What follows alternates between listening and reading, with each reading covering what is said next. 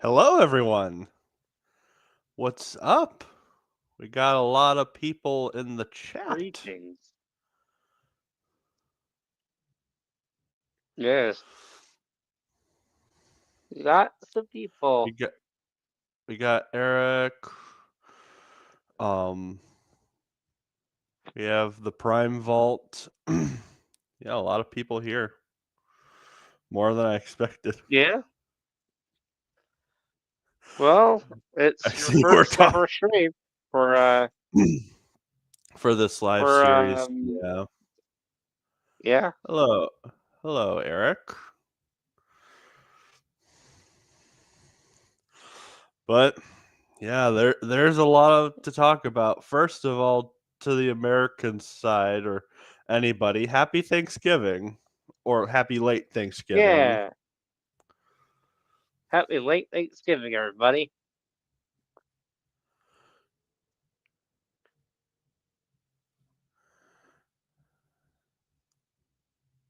So, what's the plan for today, Devin?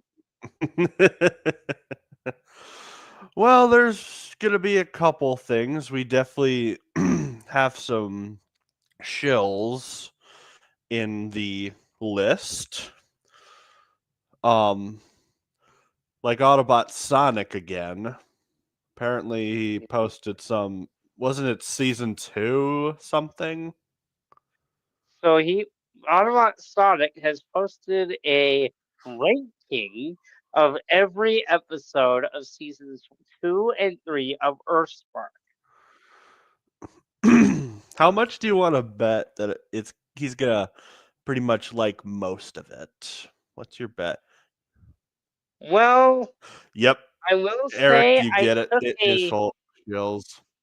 I took a peek at the final listing. I just took a peek, and he put 4 separate episodes on a tier called Peak, 10 out of 10, Oh, oh my and gosh! Like, only one is like at the bottom, yeah, and and it yeah, happens to be one of my favorites. So, yeah. I'm with you, Prime Vault. He is probably the most shill of shills. yep.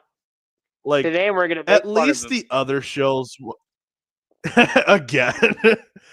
And he's not a pleasant person to listen to. Like, Eric was there when we roasted him last time with the update one.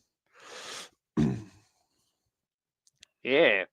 I have no problem to join again if you want to. Yeah, I can always send the link again, or Mark can send the link.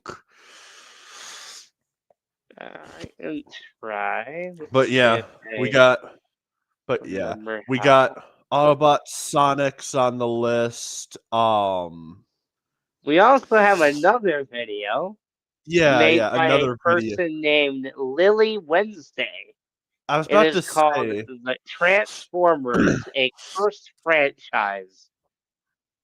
yep, the cursed franchise, and we watched a bit of it, and I'm like, this is like one of the most disgraceful videos that we have ever seen.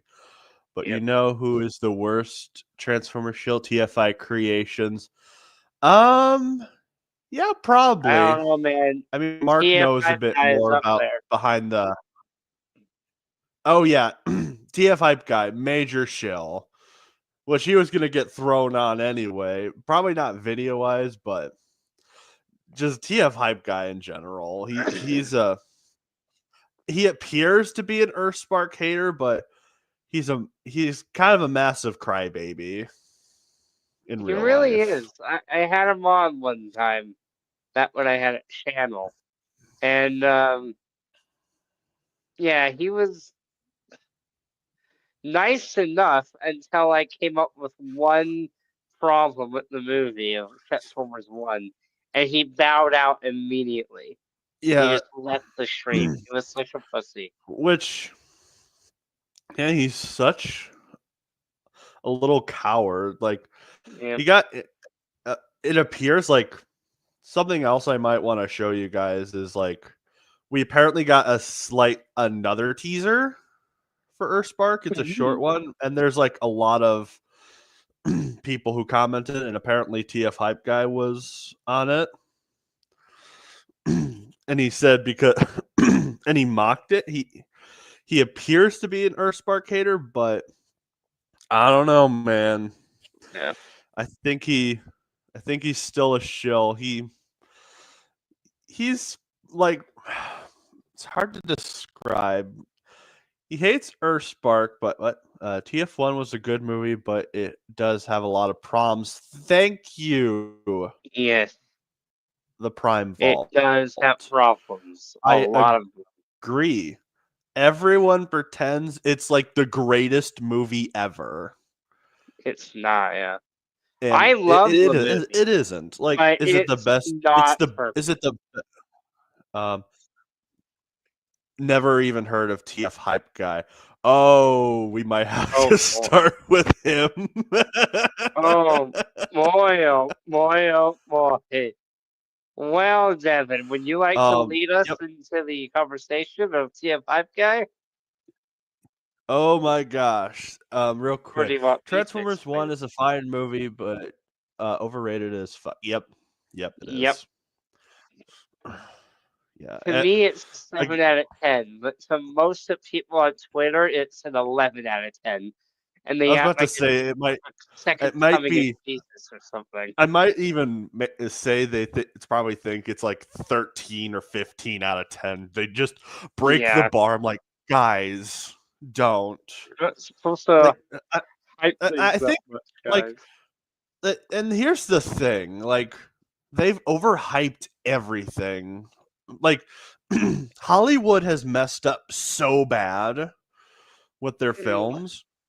When they get a film that isn't terrible or a show that isn't like straight up garbage, they're just automatically hopping on like it's the greatest one ever. Like it's been a thing since like 2021, I think it was. Like it from when I noticed it started with Spider-Man No Way Home. Where every movie that comes out, there's a big group of people that will fight tooth and nail to convince the world that that movie is the greatest thing ever existing in mankind. It's really, really weird. I even saw it just the other day with Zootopia 2. An okay movie, but holy crap, the internet's acting like it's the best thing ever, which is not. Yeah. Yeah, I'm in the same boat with you, Eric. I like the Michael Bay movies a bit more than TF1. I would even oh yeah, first 4, yeah.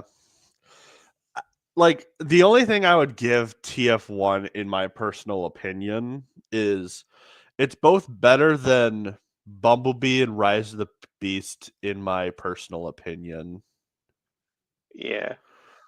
Now, like that's about all I have to give it. Now, let me explain who TF Hype Guy is to Prime Vault and to anyone else.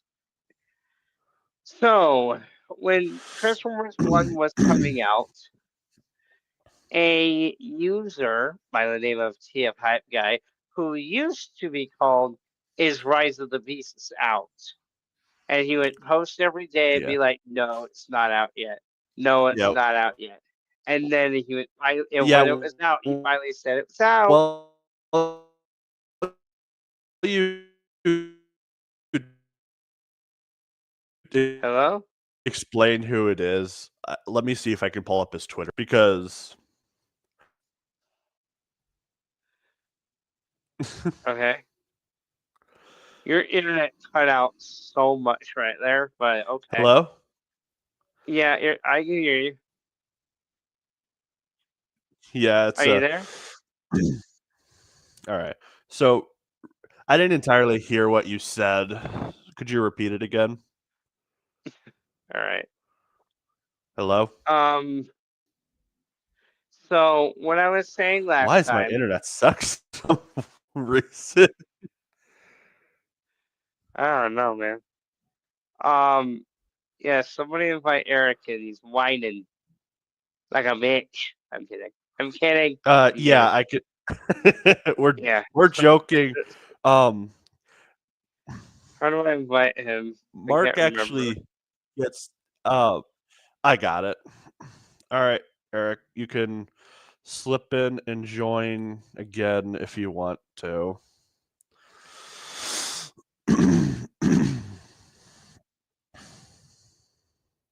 Of course, Oh we both Lord, saw what did I just post? I didn't mean to post that. Wait. Oh my god. That thing was in my description last time. I don't know why this StreamYard wants to advertise this. Sorry, what was the video post? All right. Hello. Welcome again, Eric. Welcome. I'm gonna delete the comment. Can I delete? I'm deleting your comment too, Mark. No offense. No, I An already did. error. You will delete. Oh, that's probably why it's saying there's an error. But yeah. A lot to talk about. But you know, we have some shills. I want to give an idea to those who don't have hype guy is because he is probably one of the craziest fans in the Transformers fandom, besides Autobot Sonic. Yeah. I only saw If some I of had the to shorts. rank them, it'd be Autobot Sonic, TF hype guy. Sorry, what, Eric? I only saw some of his shorts. More not, I don't know. I'm not big in watching review videos. Yeah. Oh, hey, Prime Prime Studios. Studios. You'll love this topic. We're You'll love talking this about topic TF for Hype sure. Guy. We're gonna show you. So I'm gonna add something to the stage. No, that's not what I wanted. But hey, yeah, how are you, Prime? Share screen. Share screen.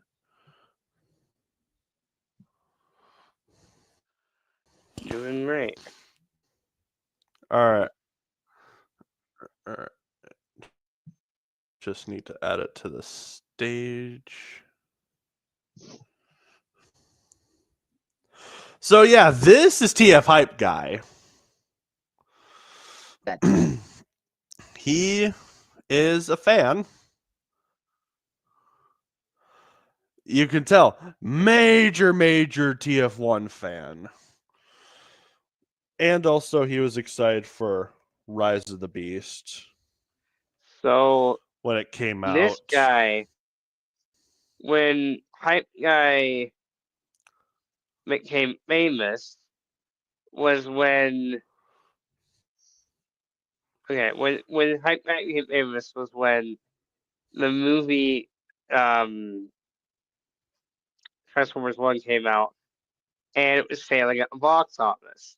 So what TF Hype Guy started to do was almost every tweet ever, he would reply with saying, "You know what's really cool that you should watch right now?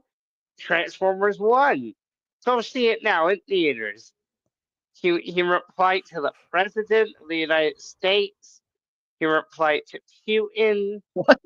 Or he replied to fucking the Pope. Like anybody with a Twitter account, if they said anything, he would reply by Yeah, being like, yeah, "Hey, go see Transformers One." I am not this guy kidding, out. by the way.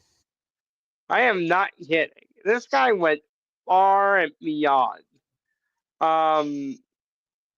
For better or for worse, he basically spammed the fuck out of the internet, This is and he come became on, an show some internet TF1 post. sensation. I can actually show you a video that tells us exactly what he was like. Let me find this video real quick.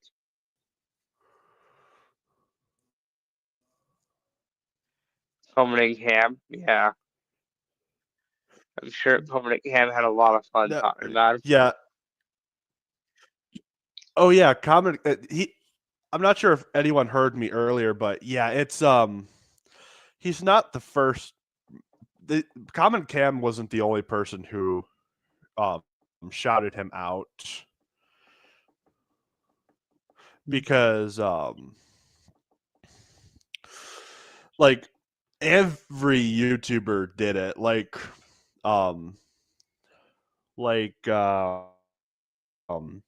Foxitron Prime, he also shouted him out. Just Fire Brothers shouted him out, which I have mixed views on Fire Brothers. Same. Like I like the guy, but he's kind of a sellout if you think about it.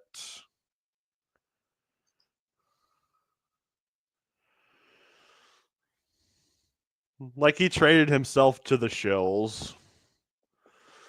Kind of. Only one Yeah. What's going on? only one I really like is Fiorimus, and maybe and Talon Production is fine.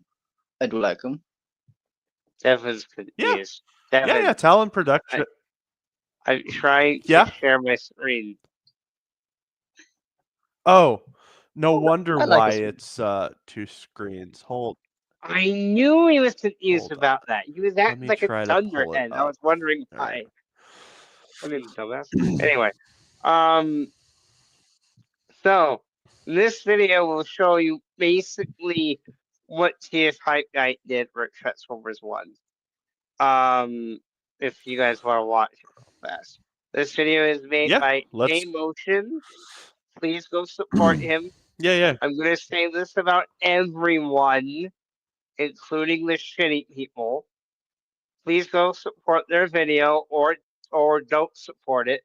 But if you want to watch the whole video without our commentary, you can go and watch it yourself. It's made by J-Motion. Let's hope this video is good, because I remember it being funny. Dude, that movie I just watched sucks. You know what movie doesn't suck?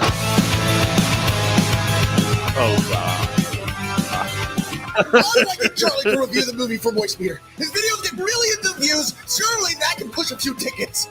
Do I need to watch the other Transformers movies first, or am I better off seeing this first? I don't know anything about the franchise, but I know my dad watched the movies. You're better off seeing nothing. It's a perfect film for newcomers. TF5 Guy single-handedly doing Primus's work. I'd like to let TF5 Guy know that TF1 was the first Transformers movie I saw in theaters, and it was pretty good. And that's a great pickup! Today, Transformers 1 had just as many people coming to see it as Joker 2. I know it's not a high bar, but it's the little victories that count. It's better than empty! Hello! Got into Harvard University! Hello, Bob! Very happy for your acceptance to Harvard. I know the perfect way to celebrate. Transformers 1! Oh, my, you're gonna love this one. Transformers 1 is a phenomenal So true, film. Prime, Right so now, true. loved by both fans and critics! That's true. My cat died. What should I do, TF5 Guy?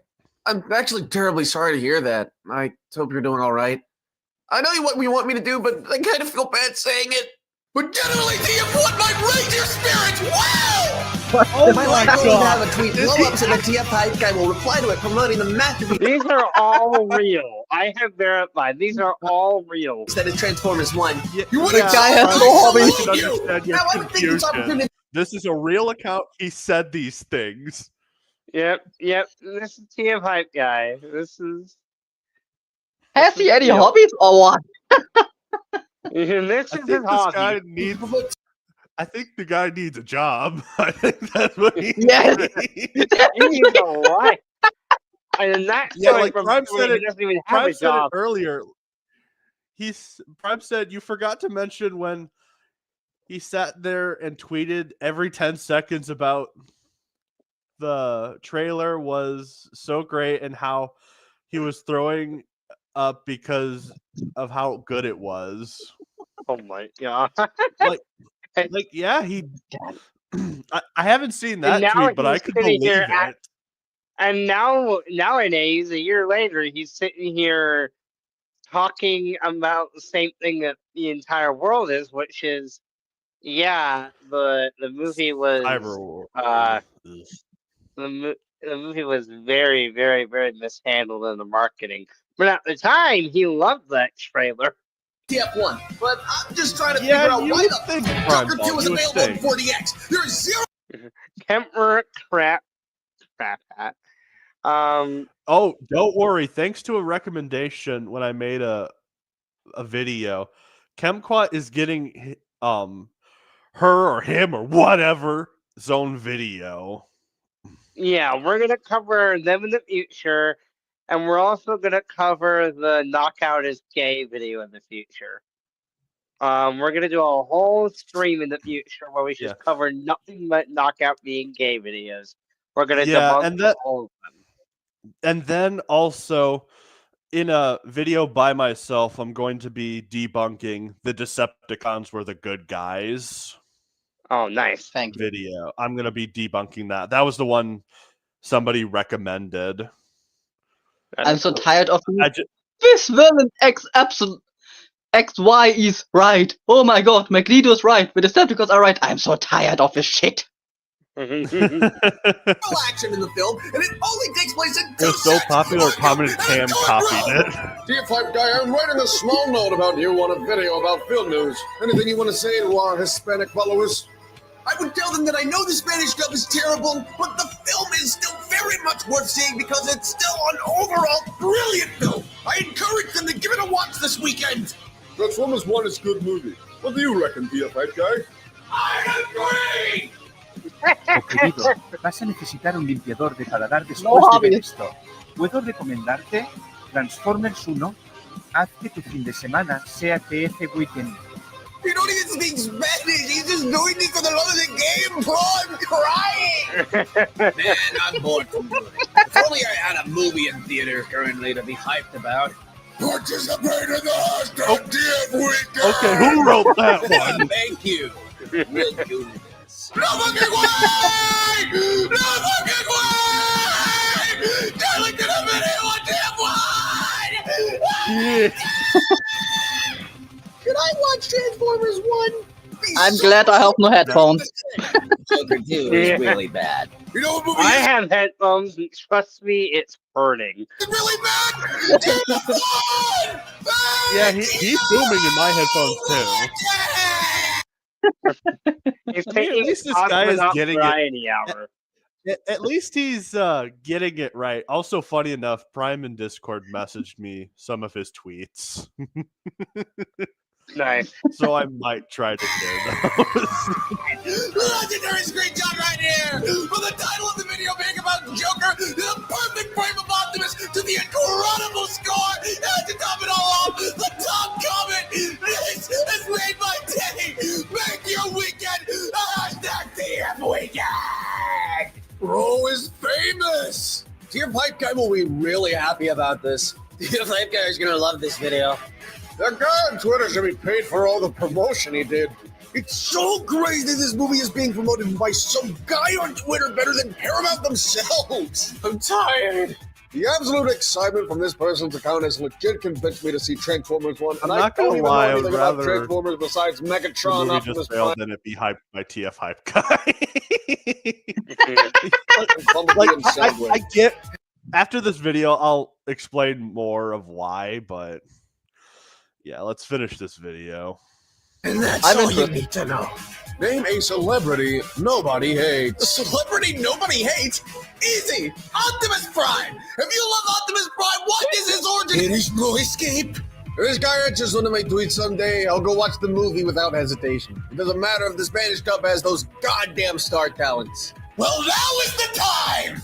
Paramount, please! I don't want that. Just don't release Transformers 1 on digital until the end of November for the earliest. Please give us a chance. Give me a chance. Let this movie breathe. It's growing its leg.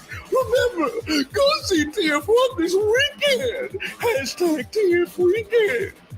Wait, you don't get paid for this? No. Hey, does anyone know what movie I should watch this weekend? will be Oh, millionaire, but I no. don't Something know. with a number in the name. Just because he said so. ¿Tu hablas español? No, Are he you says kidding that me? to Google. Any good movies in theaters recently? It would be very convenient if someone were to magically appear and tell me what movie to see.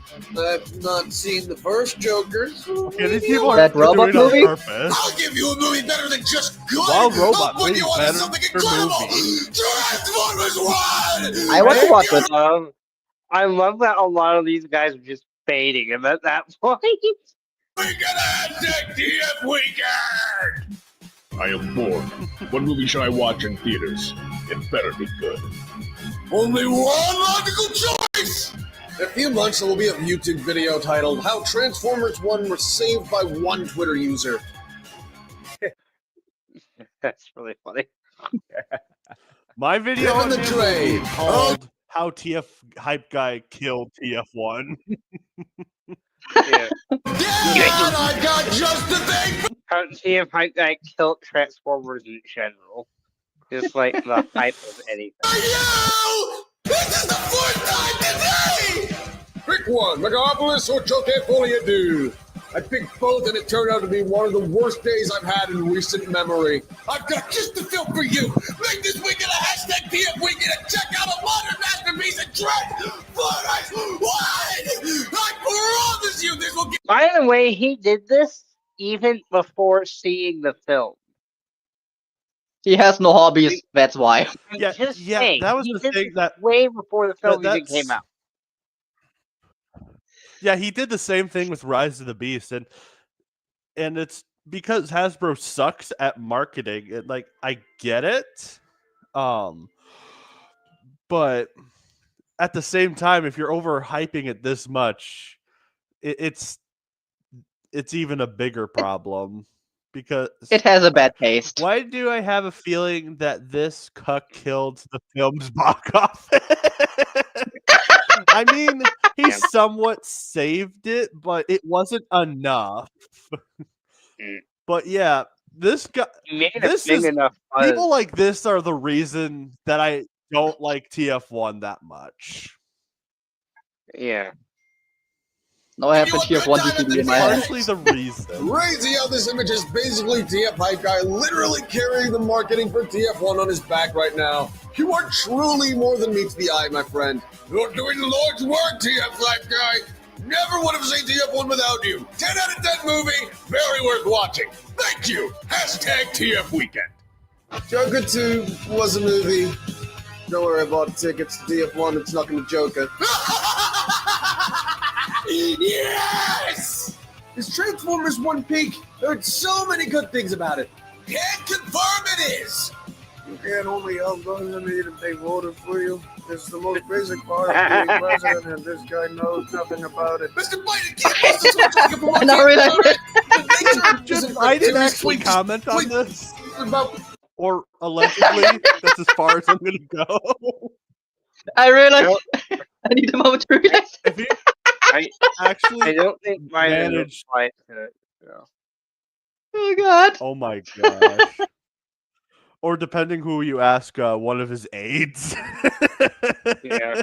It's funny having tier 1 DVD in my hand. to people who aren't enjoying a song. You may not enjoy KSI song, but you were thinking about watching Transformers 1, but might opt for Joe Folia Do. Can anyone convince me for either party? Not TF5 guy. If you want to watch the most boring and inconsequential movie of the year, you watch Joker 2. TF5 guy, how do I convince my mom to let us go see TF1? Tell her Scarlett Johansson and Keegan-Michael Key is in it, but don't tell her it's animated. Let her find out in the movie. Joker 2 actually ended up earning less than Morbius in the film's domestic. What do you mean don't tell her it's animated? Do you think that animated...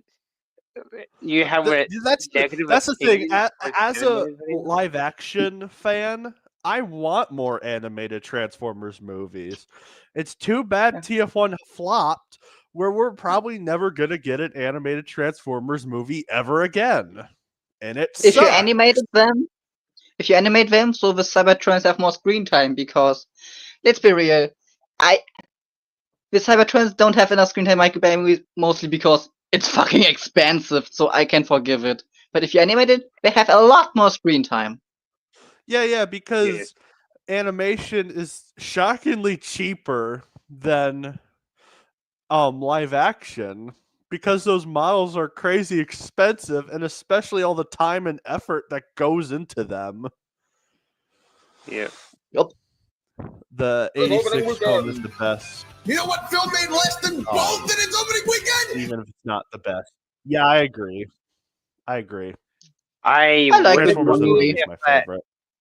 I would agree. Unicron theme is my favorite theme. Yes. Yes. Transformers 1! Wait, huh? That can't be right. Why is the masterpiece being done so dirty? Make sure to check out Transformers 1 this weekend and make your weekend a hashtag TF weekend to fix this mistake! Genuinely quite bad. Goes to show just how hard it is to make a movie when you're not just ripping off Martin Scorsese. You know what movie isn't a rip-off of Martin Scorsese? You're a fun guy. I love animated stuff, but I want to watch something I wonder that how isn't Tilden short. will react Any about ideas? this. What movie should I watch right now? Tired of people who haven't seen Transformers 1 yet! What are you waiting for, folks? Book your tickets now and make your weekend a hashtag TF weekend! I promise this movie gets better on a rewatch! What's it all about? I'll tell you what it's about, Mr. Kane! Dear Five Guy, any good movies out in the UK this weekend? Transformers 1! Any other queries, Sir TF Guy? Do families truly enjoy Transformers 1? And do you have validation? Yes, I do!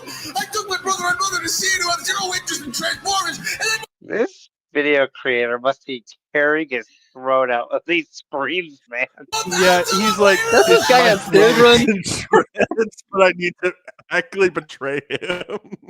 Yep. my brother has been asking me every week since he's seen it if a sequel is coming! I saw Transformers 1 twice. Are you proud, DF5 guy? Extremely! The DF5 guy replies I'll try and convince I'm my glad family I to saw see it Transformers 1. It's a perfect family film! Hey, this is boring. Close Twitter. What did you say? Now, because of this, I'm like, I'm glad I only saw TF1 once. When you, I saw it twice. me and you DVD. have watched it together twice. Oh, yeah, that's right. I was only counting a theater experience. I forgot about the other one. Fucking dumbass. Anyway, I'm bored. Opens Twitter. Hey, this is boring. Closes Twitter. I'm bored. Opens Twitter. Hey, this is boring. You know what isn't boring though? don't worry, chat. I will correct him whenever he's wrong. It's working, people!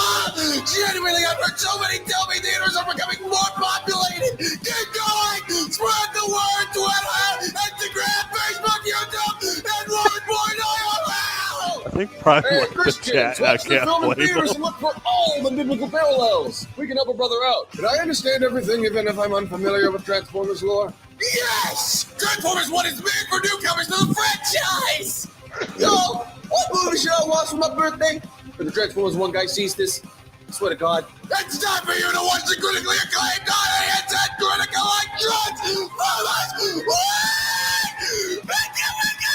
Just the fact he's replying to I did random my part. Are people. you proud of me? Let's do that. Yeah. Oh, that's a shame.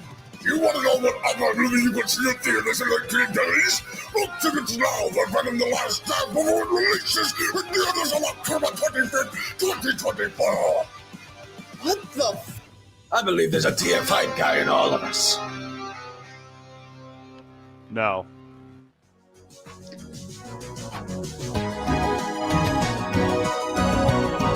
Oh, Imagine the guy has God. children. They're like, Daddy, what did you do when you were young? It's Do complicated. do you now, time vault, do you now understand? Do you Who this understand the fucking problem, guy this is? weirdo? Do you understand now what we are dealing with today in this modern age? This man single-handedly, Wow, that was Yeah, painful. Limit this to my prime. this man single-handedly ensured that no one went to see this movie. because holy fucking shit, he would not stop spamming. Like he harassed everyone around him. Yeah. But whatever. I guess since and the internet liked him at the time. Yeah, apparently he also had a temper tantrum, according to one of my friends, when Wild Robot ended up beating it in the box He office. did. Yes. Which I'm okay with because I liked the Wild Robot more. And that's coming from a Transformers fan. Yes.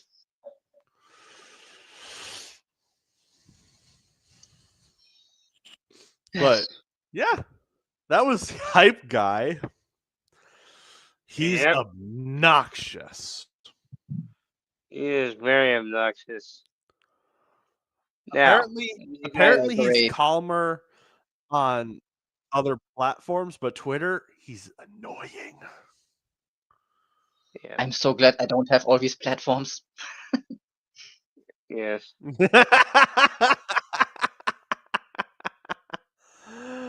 Oh, that's good. All right, now what we're gonna do is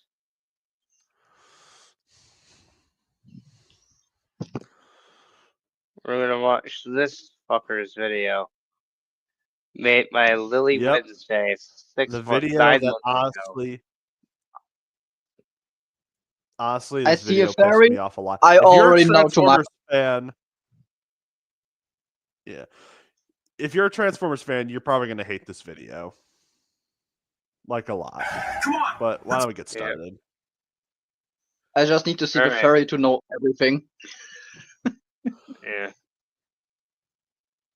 It is concerning, I Ye- agree. Yeah. Yeah, Prime. I'm with you on that. Yep. Come on. Even Let's though get it's at in this. I'd rather- better hands, it's so bad.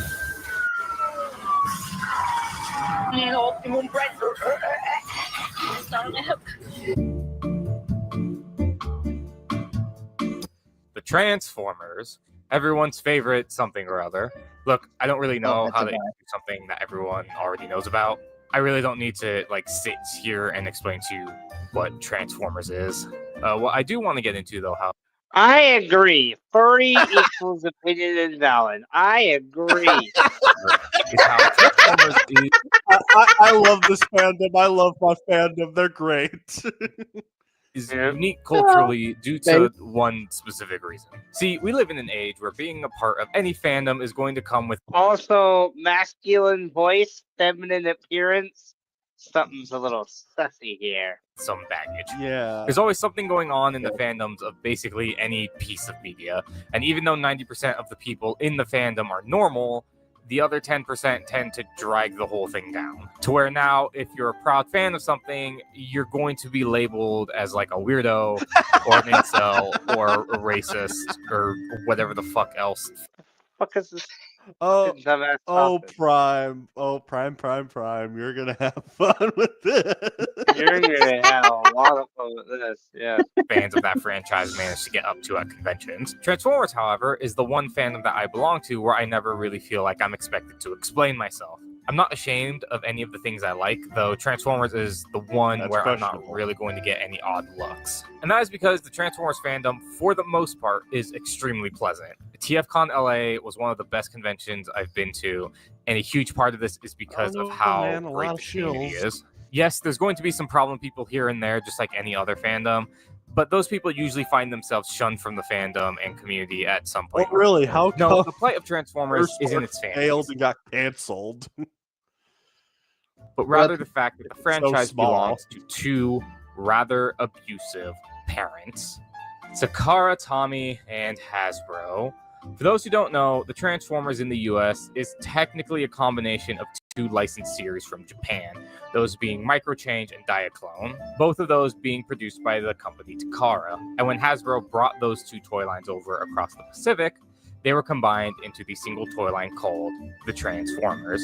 And so Transformers has kind of been this on and off collaborative effort. Sometimes they both are working together on the franchise, and sometimes they're sort of doing their own thing. But the one constant that they always share is that whatever project they're working on, they can always find a way to fuck it up. And today, let's look at some of the Transformers' low moments. What a Now, great start. I just want to say this guy is coming out as really cynical right now, but it's nothing compared to how cynical he gets later on. And also, he covers topics that I feel like he Fact. overgeneralizes. Yep, pretty Fact, much. Prime Wall. Fact. So let's talk toys. CPS and GPS, two plagues of the Transformers toy lines.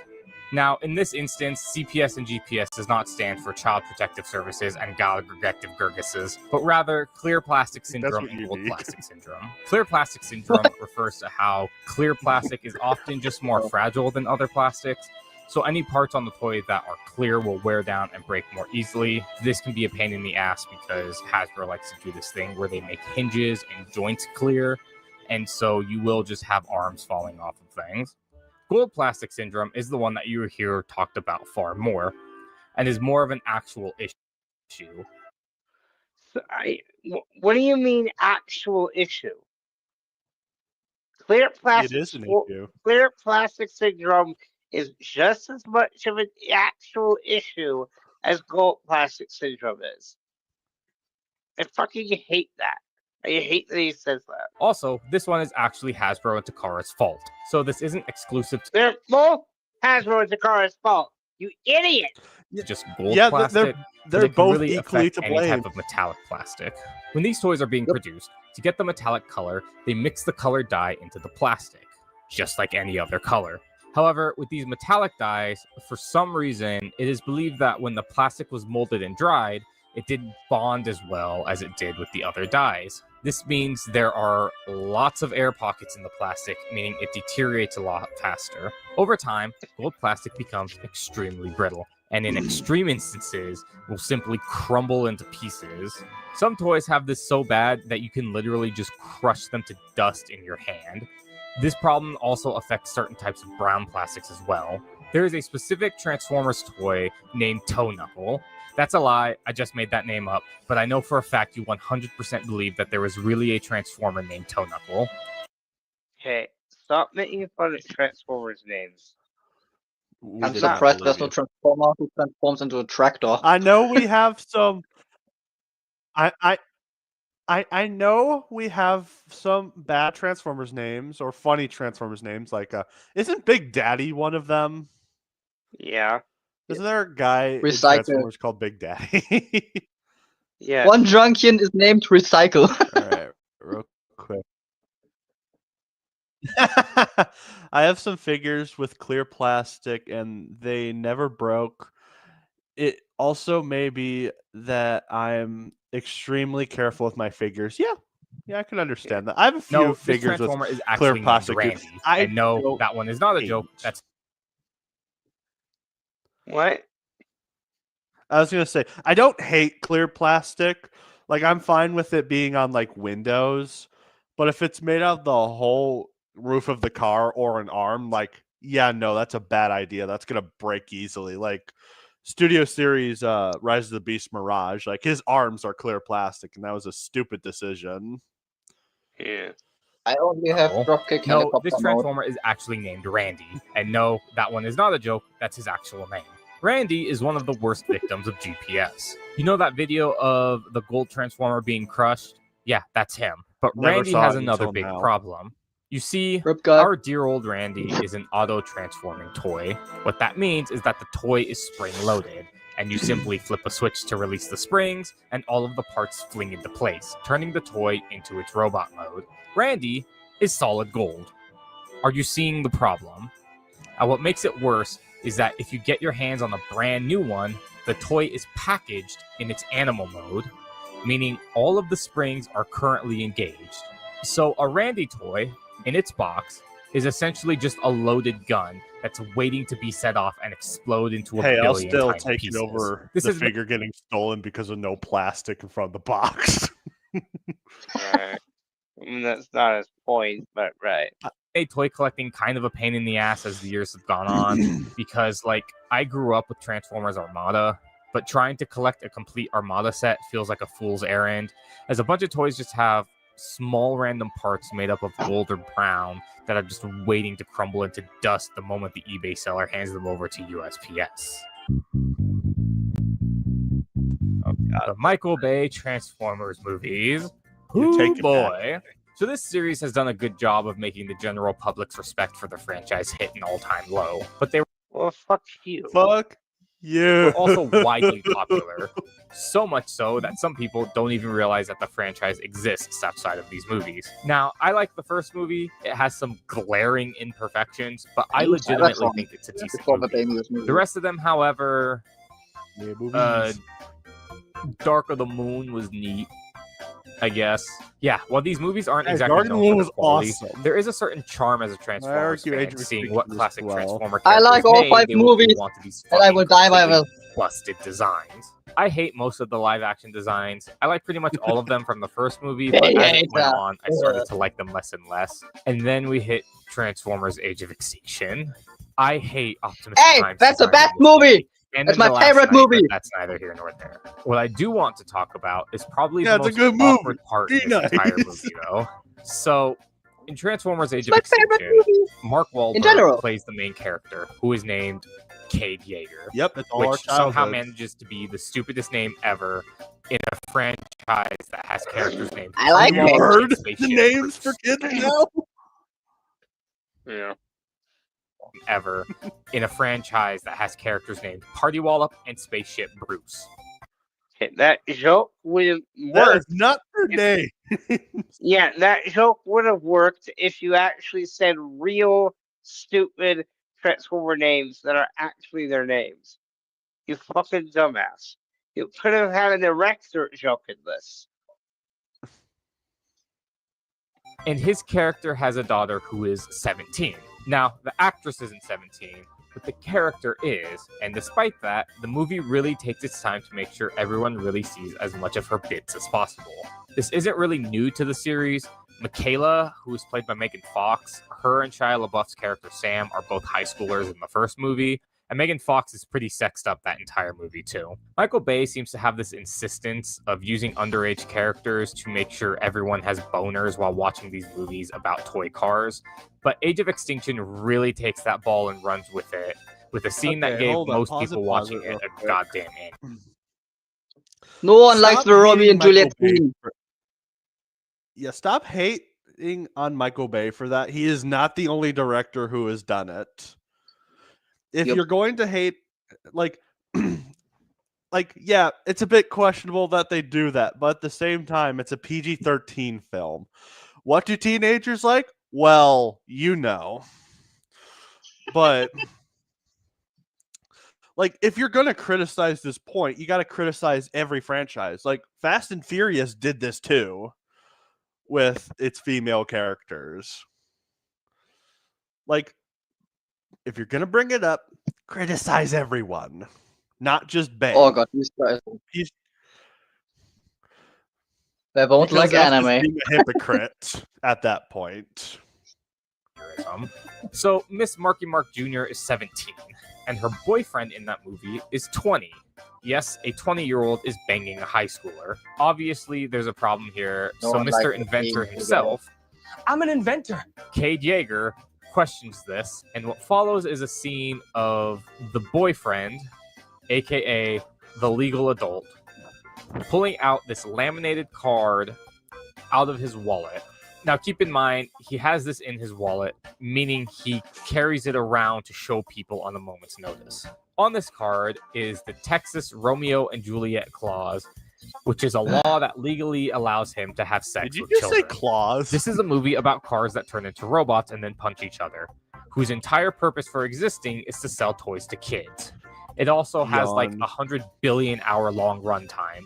Like, cut this out and just make both of them 18. What the fuck is any of this doing in here? Also, from what I understand, this is actually wrong. The law doesn't actually allow the situation that's presented in the movie to actually be legal. So there you go. One of our three heroes is a statutory rapist. Good job, everybody. No one likes the scene. Speaking of which, okay. I mean, the rest of the movie is awesome. Just the Yeah. scene. But other than that, Yeah. the movie is awesome. It's- Everything. It's just that one scene, and even then, that scene is only like a minute or two. It's not even that long. Yeah, it's a over 2 hour movie. It has so many cool scenes. Just because one bad scene doesn't mean the whole movie is shit.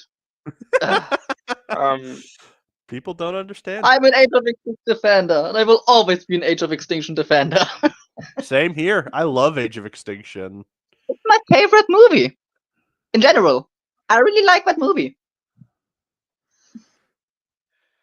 I want you guys all to guess in the comments what this guy's going to talk about next. All right. The Baver, let's see. I want to read this comment real quick. The Baver's hate is way too old. Yes, as a fan of the cartoons, it is a downgrade on the lore, but it's a movie, and most people who see it don't watch the cartoons. That is true. That is true. And I Which like even both then the we- Babers and the cartoon. Yeah. And we have to thank the Bayverse for it, even though people don't want to, because we also wouldn't have Prime's unique style. Because Or animated. yeah, that too. Because Prime was heavily inspired by the Bayverse. Optimus, Bumblebee, Shockwave, Megatron were heavily inspired by the Babers designs. Yeah. So I'm going to do my best to explain this one off the top of my head because it's a little all over the place. So it's 2006 and the Unicron trilogy is wrapping up. Hasbro has its own plan for what's coming next, so Takara kind of has to figure out what direction the franchise will be going over in Japan. Now, Takara wants to expand the franchise to new audiences and decides to focus their sights on the otaku. Yes, Takara decided that Transformers needed to appeal to the most extreme of anime and manga fans and got to work creating their next big moves in that direction. So, Transformers is first and foremost a toy line, and around I know 2003, we got Transformers Ultimate. Yeah, Prime. See, the Unicron trilogy, starting with Transformers Armada, moved away from name brand vehicles and moved towards just generic sports cars and planes and military vehicles and things like that. With No one likes this alternators, player. the Let's be real. No one franchise likes this. was taken back to having actual name brand vehicles. And the purpose of the line would be to have highly detailed model cars that would then obviously transform. And it was from this toy line that Takara birthed forth into this godforsaken world, Transformers Kiss Players. The Kiss Players toys were essentially alternator toys that came with a human companion.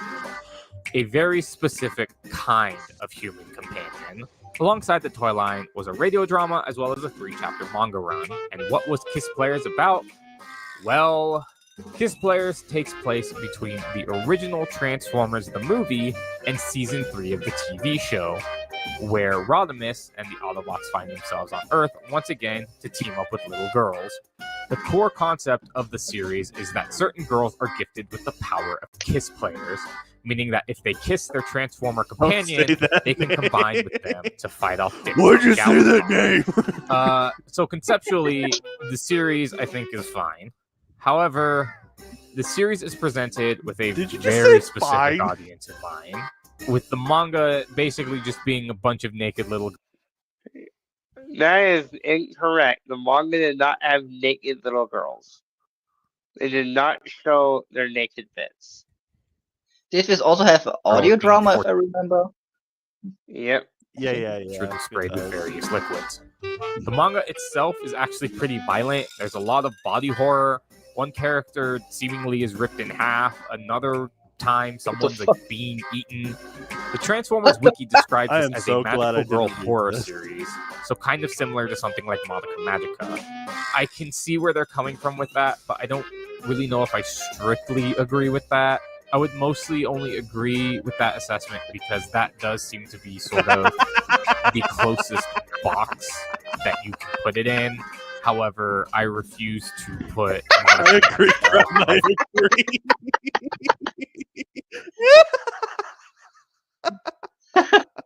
You are based again.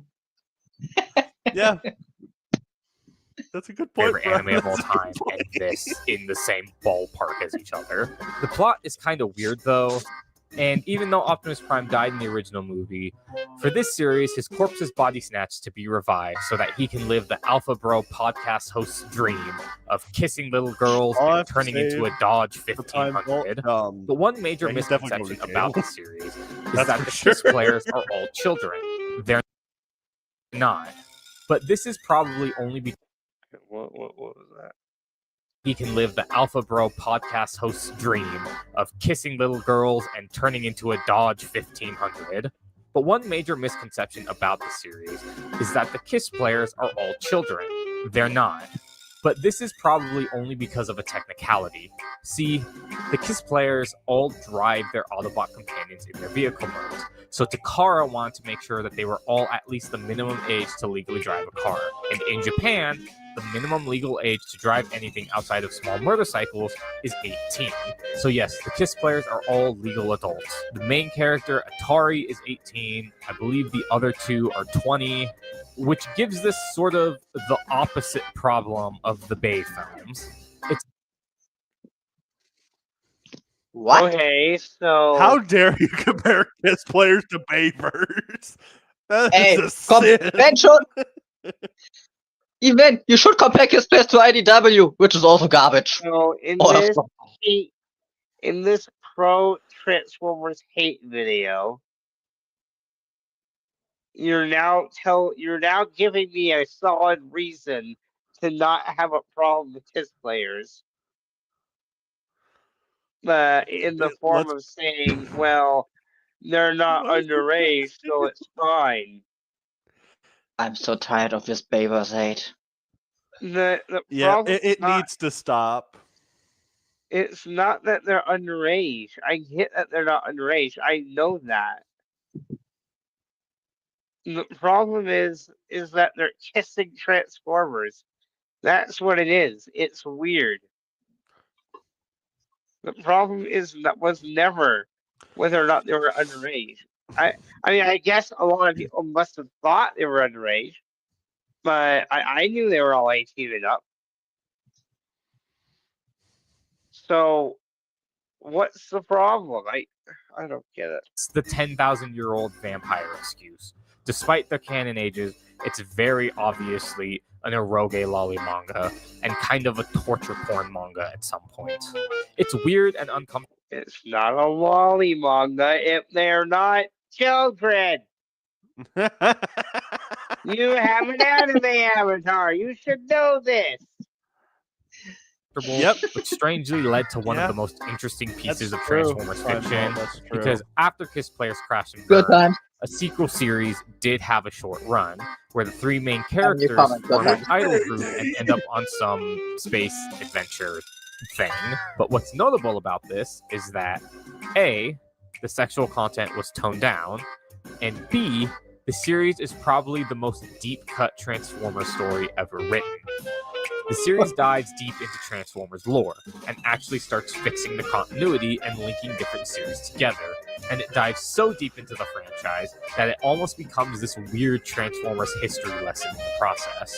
Also, the toy of Auto Trooper and Atari comes with a Kremzik toy, which Kremzik is one of the most hated Transformers characters. So yeah, I'm sure that did a great job giving Takara some goodwill for this series. I have You no. know, I mean, he's all right, but I don't know. What Kremzik you're is talking fine. about. The if first time I've Kremzik is ever so heard hated, somebody why does he talk. appear everywhere? I know. I enjoyed the episode with Kremzik. He's like the Transformer mascot almost. Yeah, like he's appeared in like most continuities. Like, pretty sure he had a cameo as a billboard in Animated, if I'm Yeah, and he's remembering in, right. and he's a collectible in Transformers Devastation. You collect Crimsakes. I really want to play Chris McFeely has a Devastation. really good video breaking all Yeah, this it's down such a in good detail. game. Check that out because I'm done talking about this. Okay, last one. There's a lot more stuff I can get into, but I'm going to end it here with He's spewing nuts. Yeah. He's spewing a lot of nonsense. The Prime Vault, not just that. check that out because I'm Alright. done talking about this. Okay, last one. Good. There's a lot more stuff I Video can get game into, things. but I'm going to end it here with the Hasbro Activision relationship. This one is Wait, Mark, can you rewind that? I want to read what he typed in. Evergreen Designs, Earthspark, I like Botcon Beast Machines. / Hascon, Netflix Trilogy, Beast Machines. Take that Well, at Beast least we Machine can off that agree. list. Beast At Machines is a good show. At least, I like that show. guys, at least we can agree that Earthspark is shit, right? Evergreen Design, agree. It kills the creativity. Earthspark is the biggest garbage. Botcon has, Yeah, it's I don't know. Netflix Trilogy, it was so boring. a It was very, very boring show that relies on identity politics, which makes every show go like, "Oh my god, identity politics in a Transformers show for kids!" Ah! Yeah. These guys I'm going are to end it weird. here with the Hasbro Activision know. relationship. This one is far more short and very simple. So Hasbro for a while had a contract with Activision to publish some Transformers video games. It was from I'm sure Prime Studios clicked off the minute the Kiss Players thing started. But he's missing out because now we're talking about the games. this deal that we He's got the amazing missing War for out Cybertron because and he Fall of would Cybertron be games. ripping this guy And also apart Darkspark, for the we don't video talk about that one. games. They also published pretty Trash much all of the movie games, which are all Yep, pretty sound hit or sounds miss. good. But those War for Cybertron games Nope, are still really here. No, here? All right. All Prime's right. still I'll, here. I'll give you a point, Prime. You're not a bitch. It's I'll gonna give be you a funny, point. Prime. It's gonna be Where it's funny at. hearing him rant about this in the comments. This is gonna be funny. Yeah.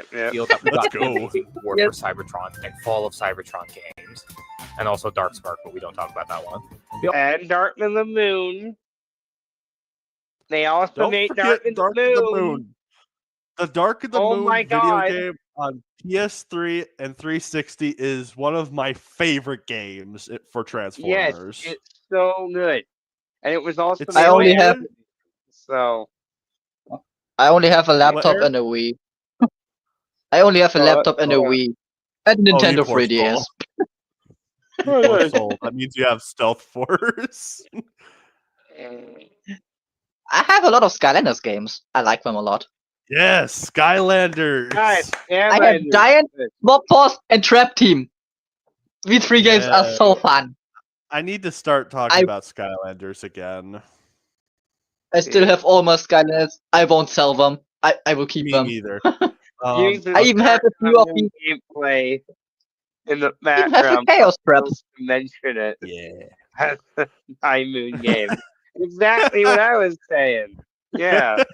Like, what the fuck are you talking about? Also published pretty much all of the movie games, which are all pretty hit or miss. That's not true. They Yeah, published one I movie understand that. game. I understand that. The Prime Vault.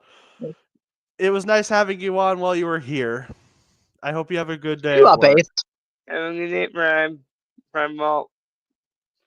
That's not true, But you are Mr. Yaps a lot. That's not true. Cybertron and Fall of Cybertron games. Hey, he's using And also the Dark Darkspark. Moon game again.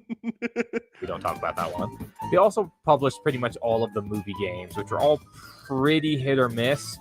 But That's not true. They did not publish all the movie games. The yeah, first two games were done by, well, the first one was done by TT Games. yeah, I the same forget people who who did made the second Lego one. games. Yes, the I Lego forget game. who did the second one, but it Fun sure fact. as hell wasn't High Moon. Hey, Fun Brian. fact, because That is what he Fun fact. claimed, yes. Yeah. He fun also fact, because claimed. TT Games make the first Transformers game, you can kind of, with a few coding, you can play a human from the Transformer game in Lego Indiana Jones. Did you know that? That's interesting. Right, yes, that is what he just said. He just claimed that not only Rise of the Darkspark is High Moon, but he also claimed just now that the first and second movie games are High Moon. That's what he just said. It's not even true. Dark of the Moon game's the only video game that's High Moon. That's true. The other two were Yeah. other companies. Yeah. I can't remember who did Original Fallen. I'll have to look that up, but Brian will probably tell us. He probably knows. I'll let it up. That's fine. I mean, I know Activision published it. Oh, okay. So the Xbox 360 PS3 version of Original Fallen was made by Luxoflux. The PS2 version was made by Chrome Studios, and the PSP version was made by Salvage Entertainment. And the Dark New game was made by Luxoflux. Yeah, exactly. So yeah, it's just wrong. Let's hear that again, just to make sure we're not misrepresenting him And Fall or her. Yeah. all of Cybertron games, Or whatever. and also Darkspark, but we don't talk about that one. Okay, wait, let's go back just a little bit. Decision to publish some Transformers video games. It was from this deal that we got the amazing War for Cybertron and Fall of Cybertron games, and also Darkspark, but we don't talk about that one. They also published pretty much all of the movie games, which are all pretty hit or miss, but those War for Cybertron games are really where it's at. They're amazing shooters that go through the story of the Cybertronian Civil War and Cybertron's eventual fall as the Autobots are forced to flee the planet. They have great action, the controls and shooting feels phenomenal, transforming from robot to vehicle is seamless and always feels great, and I highly recommend playing these games. But Hasbro doesn't, so eventually the contract with Activision was over, which means no more Activision games. Boo, whatever. At least we have these games they already made. See, that's the thing. I don't. This is like the 8th time. Please do, Brian. Please do. This is like the 8th Do time it. Devin has interrupted me with the fucking. Do it. But yeah, Just I'm do it. sorry. Funny. you're fine. Go ahead. Keep playing. Know the details, but for whatever reason, once the contract ended, all versions of these Did games, he chop Merrick in half? Oh no, that's just a random stuff Hills, there. but for whatever reason, Yeah, he did once the cut them in half. contract I thought it was Merrick in for me. I was like, what? ended, No, it's all just the versions drone. of these games Real were guy. from stores. That means Rip all the random digital separate controls, versions of the Xbox and PlayStation online stores were now not available. Meaning now full copies on eBay. Yeah, and people wonder why I'm not a fan of the old Okay, yeah, I'll agree with you here. digital direction we've been heading in. I really want to play those games. Forever to remaster these games, or even just port them to the newest consoles. There was even rumors going around that the reason why this can never happen is because Activision lost the source code for the game, making them lost forever. So the only way we get any type of... But no, that's not even true. It was stated that Activision absolutely has the code and knows where it is. They just can't do anything with it. Hasbro is the holdout here. For whatever reason, they're refusing to contract with Activision again to re-release these games. Fuck you, Hasbro. I want to play Escalation again. Well, that was That terrible. was awful. Yep. You just spat in the face of a franchise you claim you like and you don't have to defend yourself in. But then here you are just constantly bashing it and acknowledging the bad. What Yeah. about the positive? Yeah, there are way Yeah. more positives than just the negatives when it comes to Transformers. Unicron Trilogy, Beast War, So many. Skybound. Yeah. We ignore the rider.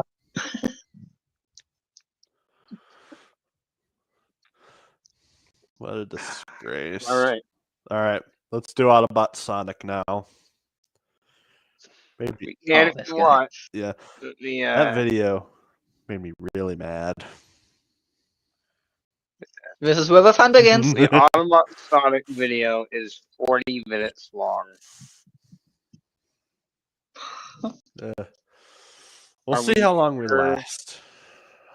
Unless Are if we wanna do Sadly, I it have no today? popcorn. what? Are you sure you want to do it today? Sadly, I have no popcorn. I mean, it wouldn't hurt to start it. So therefore, they're able to get away with it. Well, what a great start! Ah, Transformers Earthspark. Or Throw it in garbage. the dumpster. Or mull. Or whatever. Let's hear about this guy's show. Man is very much a shill. Yeah, major Earthspark fanboy. Earthspark fan detected. Opinion rejected. We will accept any fan in this fandom, except Earthspark fans. You're not allowed.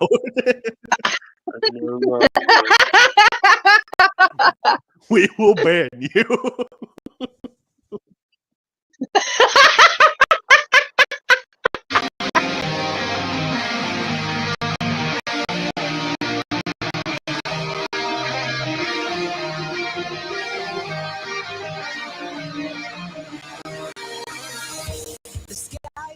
Hello, everyone. I'm Bob, like a Telltale Gamer. About a year since my last Transformers tier list, or just any tier list for that matter, but I think with the final season just less than a week away, I think now would be a better time as any to make one. Also, as I'm recording this, when the time this video will go up, it will be Thanksgiving 2025. So happy Thanksgiving, everyone. I hope you're all having a great. For me personally, I think it's no surprise. I am very thankful for everything Transformers Earthspark has given me over the past 3 years, and everyone else of you who are Earthspark fans just like me. So I thought, why not celebrate Earthspark coming to an end next week with a tier list covering the other half of Transformers Earthspark so far, and that is seasons 2 and 3. Now, if you remember last year, I did a review of tier list covering every episode of Earthspark Season 1, which I'll be linking to in a little card in the top right corner and in the description of this video below. If you haven't seen it already, you're just going to refresh of Season 1.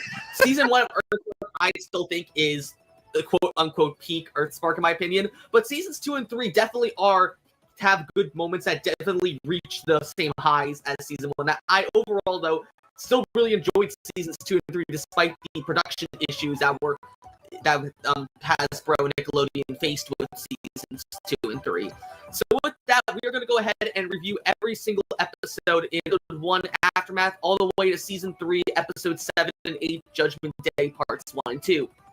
For this tier list I put together, I went ahead and took the decided to put both the two-parters in as combined things. So, for example, Wiki, which is episodes 9 and 10 of Season 2, that's listed as one whole episode here, and then Judgment Day is listed as whole episode as one. Though, when I get to it, I'll give my thoughts on each episode, but overall give it a combined rating based on how I feel about both episodes together, because they are pretty much just one episode split up into two smaller episodes. So, without further ado, let's begin. Top, pretty self-explanatory. Peak, 10 out of 10. It is, of course, episodes I think are absolutely perfect. Not only truly exemplify what it means to carry the spirit of Earthspark in these episodes, but also just it's a very fun, good story that is entertaining. If you want to Transformers, watch Cybertron. Cybertron are the very small ones that I can. Cybertron is really good. Yeah, it really is. It's my favorite Transformer show. Mark, aren't we on love that show. 29? We're on episode 32 or something. We're pretty far in. That's my Cybertron Red Deck figure. Yeah. Overlook without any problems whatsoever. After that, we have the really good category. These are pretty. Sorry, what did you say about Pete? Very fun, good story that is entertaining, has good messages in it, and has pretty much no problems. Or if they are, they're very small. That ones that I can overlook without any problems whatsoever. So, can't find a Cyberplant key. Peak means literally perfect. Okay. So you put any of them up there, I'm gonna call you a liar. Because there's no way in hell or heaven that any episode of any show in existence is perfect. All Earthspark episodes are rejected from coming to heaven. Exactly. We don't want After you that, here. the my really Cybertron good runs category. into These are pretty much like 9 to 9.5 out of 10s. That these are episodes that I find really, really good, but there's just one thing that is holding it back from being a nearly perfect 10 out of 10 episode. Sometimes it may jump writing. down to 8.5 out of 10s, but that's the lowest they'll get. After that, we have the fun times category, which these are episodes that I think, for the most part, are good, fun episodes, but they do have more wrong with them than, let's say, the really good category, or I just enjoy them less than the really good category. Still, though, these episodes in the fun time category are ones I still really liked and are usually somewhere between a 7 to an 8.5 out of 10. After that, we have the all rights category. These are episodes where mostly I like these episodes, but they have a lot of more issues with it. These are ones where essentially that, yeah, I like them, but I also realize, hey, yeah, this is a lot of stuff that I have wrong with it. People probably aren't going to like this, but I like it personally. And again, also feel free to disagree with my list if you think so. Again, these Oh, we'll episodes. disagree. I will rank them all on the low button. Yeah. And this tier list Yeah, is me my too, personal me too. opinions and all that. If you feel like an episode is like in the peak category, belongs in the not very good category, that's totally your prerogative. I won't hold that against you. I'll also be putting. Yeah. Do you know what should be a new segment at some point in the guard? Re-ranking a bunch of Shill's tier lists. Like, just imagine, like, rearranging Common Cam's tier list. Like, we're going to fix Common Cam's tier list on this. Yeah, we can Los do that. Cybertron runs like Also- blast the shield. You could also someday do a I have that figure. my head. Transformers shill tier list. I am open to doing that. Like, Transformers YouTubers, just all of them. Yeah. And then the joke would be like, feed and D to the B. Well, they go in S tier. No. That's me. I like Nerd's feet. Yeah, Nerd's Feet's cool. A link to this tier list I in think he's, the description of this video. he's the reason I found you. What? He's the reason I found you. Oh, really? Nerd's feet is the reason I found you. Yes. I think you discussion video with Nerd's feet, but I first comment was definitely on your Narcotics Gay video, but I definitely know you because of Nerd's feet. He made a community post one time. And I found you. Yeah. If you want to go He's ahead a and nice make your own guy. tier list. But anyway, after the all right category, we have the has good moments category. These are like anywhere between like a 6 to like a 4.5 or Would 5 you out of even 10. count on These are ones that I'm overall sorry. I'm sorry. I'm sorry. Has the second lowest tier is a 4 or 5 out of 10?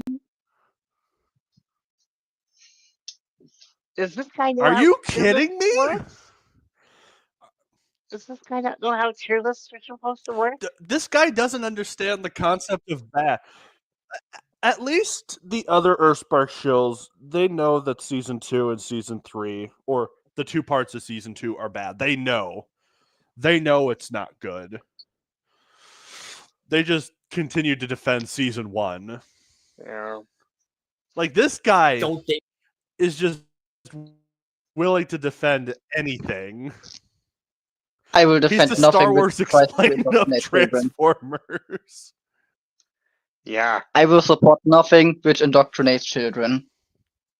were that good, but they did have like a few moments Me that I neither. really did like about It's it. an So evil thing to therefore, do. it gets like a pass in my opinion, and I found some bits to enjoy about it. And then at the very bottom is the not very good pass. category. It's self-explanatory. These are episodes that just I found pretty much I did not like at all, or there was so little I enjoyed, but it didn't matter because it couldn't save the episode for me. Very rarely do I put an episode in the not very good category. Most you'll probably see in the has good moments category of anything, but Yeah, you rarely need- I'll see put one You in the need not to very good stop making category. videos But anyway- and get a job. Yeah. Okay, with that out of the way, Get it. let's go ahead and properly begin our Call tier the list. girlfriend. We're gonna start it with season 2, episode 1, Aftermath. This is our first episode of seasons 2 and 3, where it picks up 1 year after the events of season 1, and it starts off pretty big. We start with that big chase of Robbie, Mo, Optimus, and all the Terrans trying to get an Ember Shard away from the Decepticons. We see Breakdown, Skywarp, and Nova Storm and Swindle chasing them down the This hall is not of the Skywarp. highway How you outside of follow up? Philadelphia, while Robbie and Mo narrate to the audience about like what's happened in the years since, where we get that like, oh, the Decepticons helped us clean up with Wiki for a while and collect the Emberstone shards, but after a while, Starscream betrayed us and all that. And then, of course, we see them fight over the Ember Shard more until Breakdown gets it and accidentally ends up creating Aftermath in the process. Aftermath nearly kills Hashtag after he's born and gets his ult mode, and then That did Breakdown not convinces seem Aftermath like to come an with him and join the accident. Decepticons. I think this is a great episode that introduces definitely us did to that what on purpose. Aftermath's character is like. Like this guy who's completely obsessed with just causing as much destruction and like craving violence as possible is a great way of showing how Aftermath differs from the other Terrans and like why a Chaos Terran is so much more different than a regular Terran, in my opinion. I think this episode also does a great job of basically showing off Aftermath as this really, really big threat. But also we get to see how the different Multos and Terrans have grown in the years since season 1. Like we get to see more of Robbie and Mo in their new cyber suits. We get to see Robbie step up more as a leader, and then Twitch tries to teach him how to be a better leader. And the final scene with Robbie, Twitch, and Nightshade trying to sneak into Starscream's base and steal all the Ember Shards they have, while Mo, Dot, and everyone else like distract Starscream and the Decepticons. And then Aftermath nearly kills Twitch and Spitfire, and so Robbie's forced to make the big brother decision and have them all retreat with nothing to show for it. I think it's a good way of showing Robbie's character growth. And overall, I think it's a really fun episode. Also, Breakdown and Aftermath's interactions with Breakdown acting as like a father figure. Aftermath is hilarious. I think Roger I Craig don't Smith understand why and Flea people both do really found good that jobs so as Breakdown. funny. It wasn't that funny. It really It was. looked cringe. It is cringe. So glad I don't watch this. On Aftermath's episode, I just think Who made overall these the what do you call it? The introduction, like that Robbie Mo give explain like, oh, just Starscream decided to betray us because Decepticons, is a little bit like retconny based on how it were. And while I definitely understand like Shockwave, Swindle, Hardtop, and the Seekers betraying the Multos, that definitely feels like it. Starscream, though, again, it just doesn't sit right with me with how Starscream so easily betrayed them. At the very least, betrayed Hashtag. Though we do see like this justified a little bit towards the end, but even then, though, it doesn't really sit right with me. So because of that, I'm going to go ahead and put Aftermath probably, we'll start Aftermath in the really good category for now. The D tier. The D tier. Put it on the lowest button in existence. While you're at it, put the other episodes there too. Because that was despite the little terrible explanation episode. for why Starscream betrays the Autobots and Terrans, I think it's a pretty fun episode for the most part. After I move on to episode 2, In Ruins, this is the Mo and Thrash centered episode where they discover the Quintesson Executioner inside the giant temple, and we get kind of introduced to the Quintessons, and this comes back later in the season 3 finale.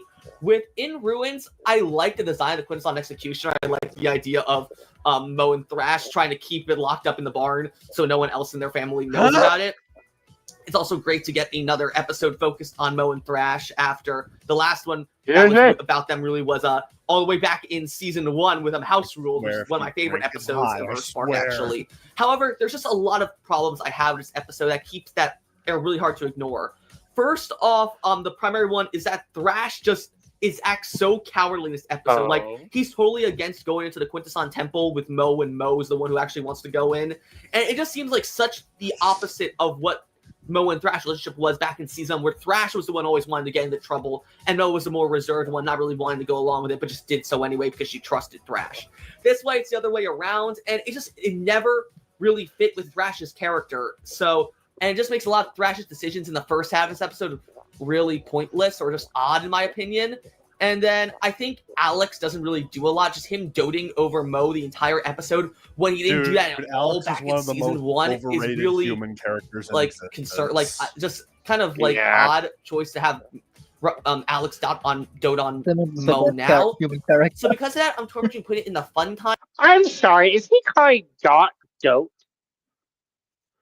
Is that what he's saying here? Mo the entire episode when he didn't do that at all back in season 1 is really like like just kind of like odd choice to have Alex dote on Mo now. So because of that, I'm torturing putting it in the fun times or the all rights category. You know what? I think I'm gonna put it in the all right category for now, but we'll come back to it later. I might move it up to thumb times. We'll see. After that, though, we move on to Control Alt Delete. This is honestly one of the best episodes of season 2. This is the one where hashtag gets her new alt mode, and honestly, No, it's one of the most annoying ones because it's about social Shocking. media.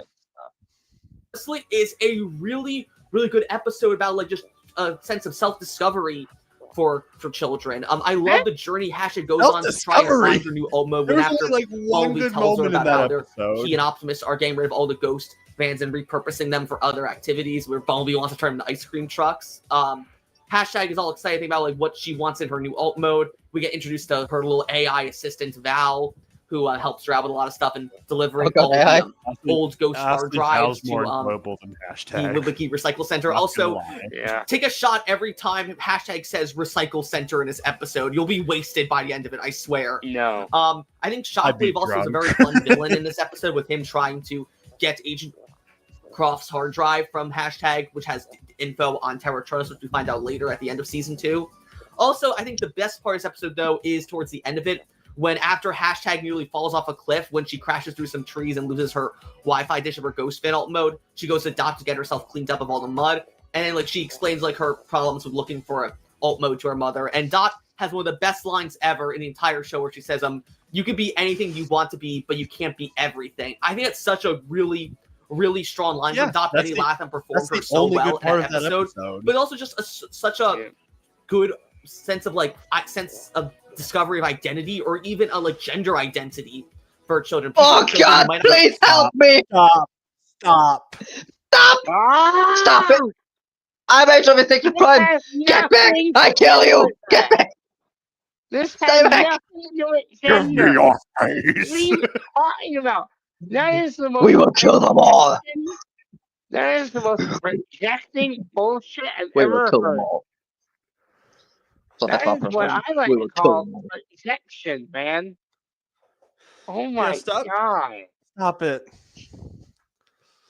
Please, stop it! I realize Get some like, help! they're struggling to find what their gender identity might be, if they're bi, Mental trans, therapy gay, institution. non-binary. There's only male and female and people who have... It's like that. Mental illnesses. Yes.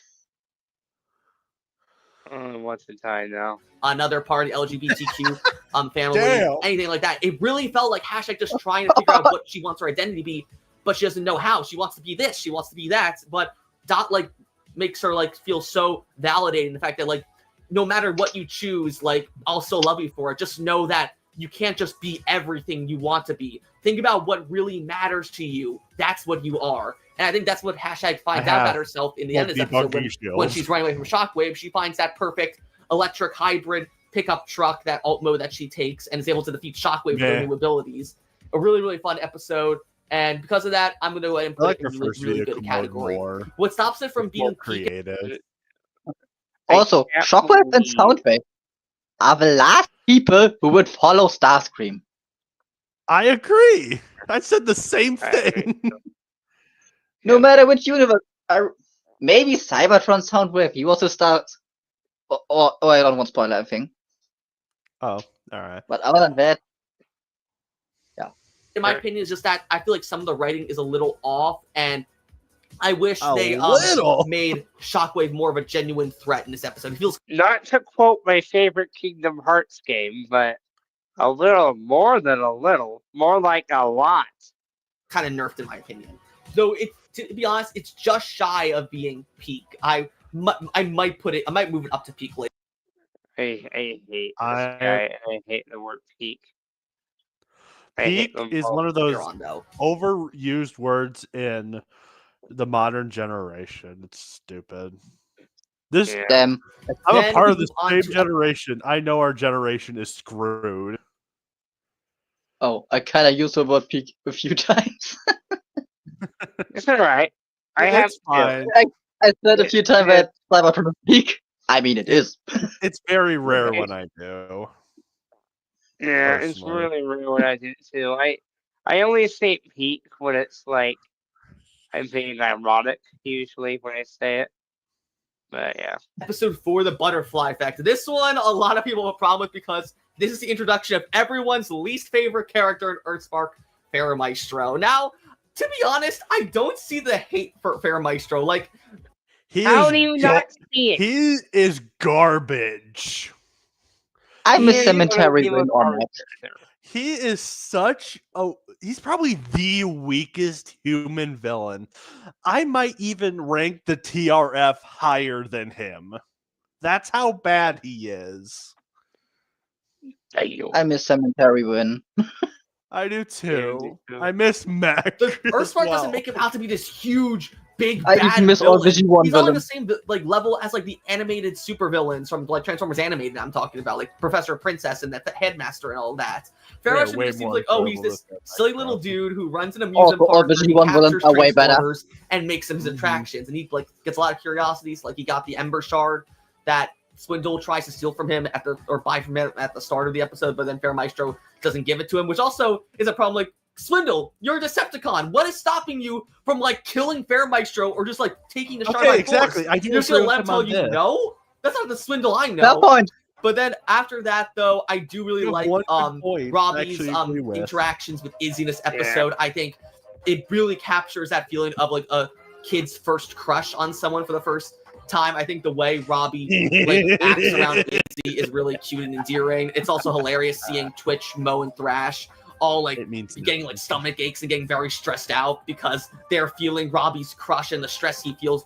Like, They're feeling his boner. Say it right. They're feeling What is that picture? his boner. Okay? Stop saying crush. They're not feeling his crush. That's not how words work.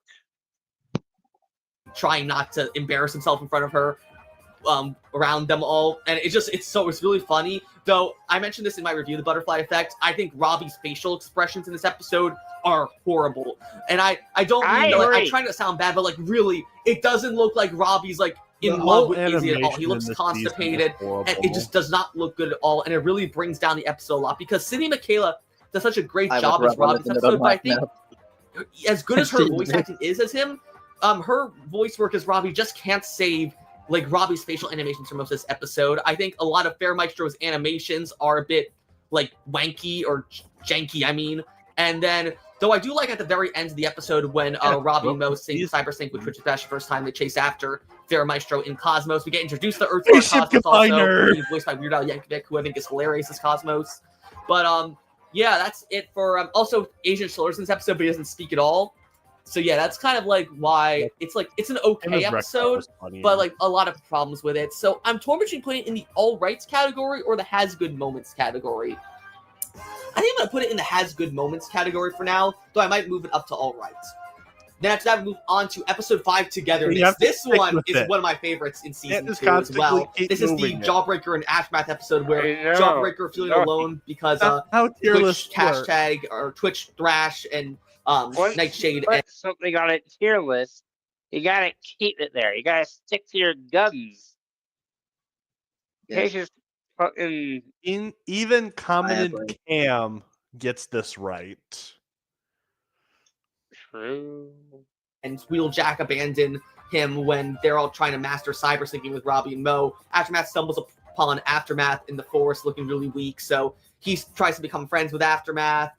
They end up accidentally is the cyber worst syncing into episode Jabam, of this all. horrible like hybrid monstrosity between the two of them. Though it's really cute just seeing a Jawbreaker and Aftermath interact together. I Cute. think Flea and Cyrus Arnold do a great job as Aftermath and Jawbreaker's episode. Cute. They're such a That's a cute like cat. dynamic together. I really enjoy their characters. It was Even the side story with insufferable. Robbie, Mo, Twitch, and Thrash learning how to cyber sync with Nightshade and Dude, this is one of the most insufferable fucking episodes of any television ever, period. The end. No ifs, and or buts about it.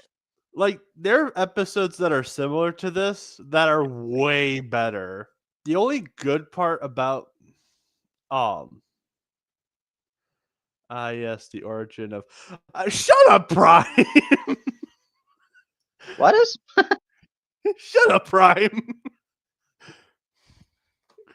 So, for those of you that don't know, me and Prime Studios were in a call with D to the B about 1 or 2 years ago at this point. Yeah. And we we teased him that fucking what's his face? Jawbreaker. Jawbreaker looks a lot like his avatar.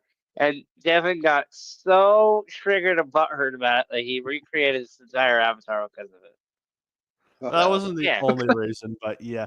Honestly, I'm okay. I'm glad I changed it. It looks way better. I'm glad too. It was just funny.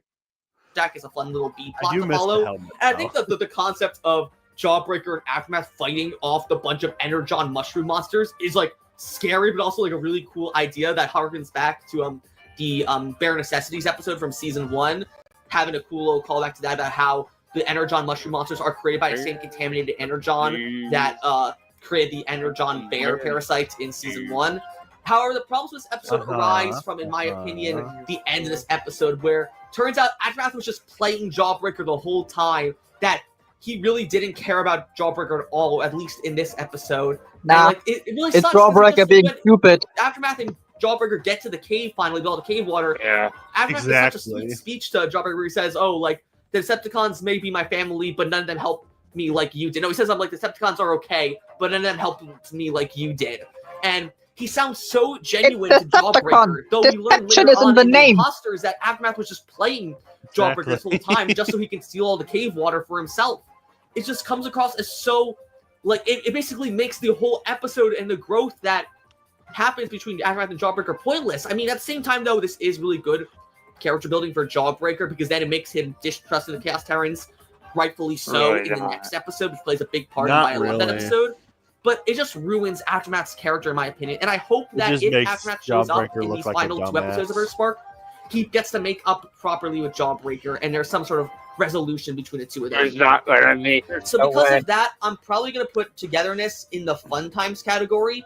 Otherwise, it would have gone in the peak or really good category, but I just can't ignore Aftermath basically betraying Jawbreaker, ruining his character, in my opinion. But I like the rest of the episode besides that, so I'm going to go ahead and put it in the only fun times good parts category of for that episode is when Aftermath hits Jawbreaker in the head with a rock, and when he screams because he's stuck to him. That's the only good part of that episode. Which he died by us. And though we get onto it, it's probably one of my favorite episodes in seasons 2 and 3. Probably my favorite episode in season 2, and that is episode 6, Spitfire. This is the name, Spitfire's introductory episode, and this is going to be our first peak episode of seasons 2 and 3. I think Spitfire's introduction is so good. The way that she was created essentially by Twitch trying to fight Soundwave and Laserbeak for a Ember Shard is really cool. The fact that way to call me out. Jeez. Spitfire takes after Twitch because she has Spitfire scan one of the other 2.0 drones that Wheeljack creates to help Twitch look for Ember Shards is cool.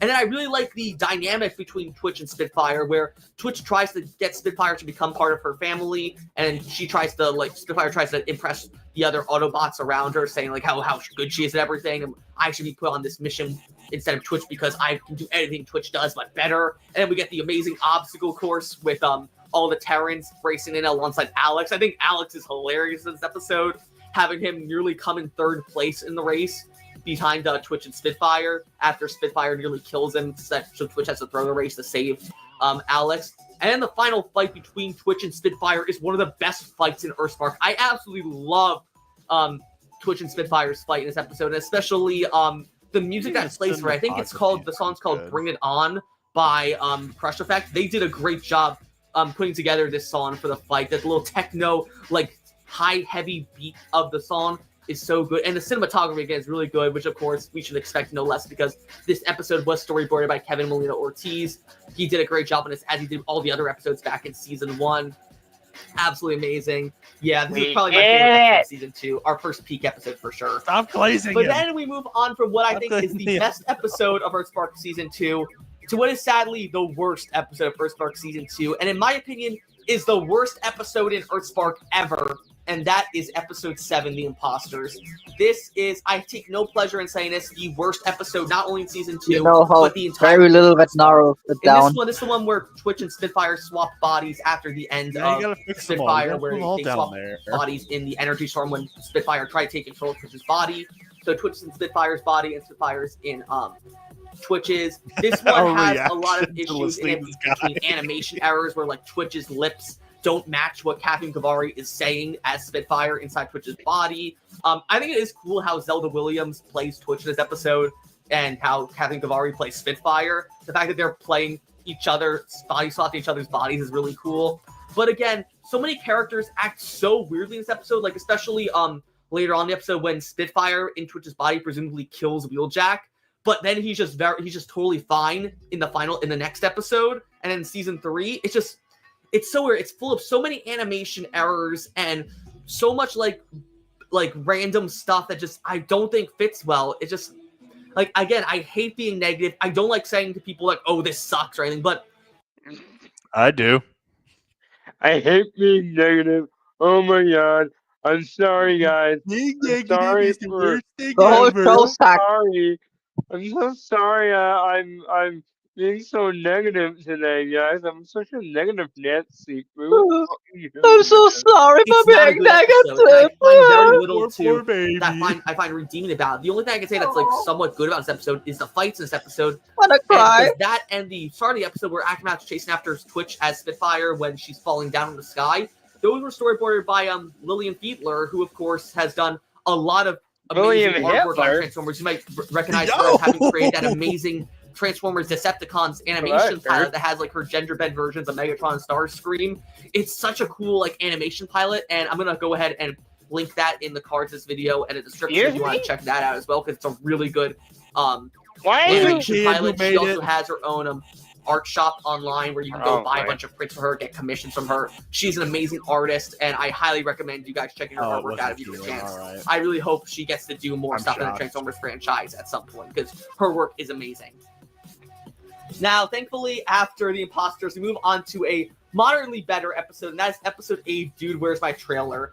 This is without a doubt like the most filler of filler episodes ever, but it's I such agree. a funny filler episode that I can't help but love it. This is the one Huh? where Bobby and Hashtag agreed to go ahead and clean I Optimus' agree with the trailer first for a half of that. trailer but I photo shoot disagree that with he is the going second to half. be going to, but they need more time when the Decepticons start to kidnap Optimus's trailer and start like damaging it, trying to get what's Oh, inside no, of it. So not Robbie and Mo this have to, or Robbie and episode. Hashtag have to go all over Wibblekey to chase down while God.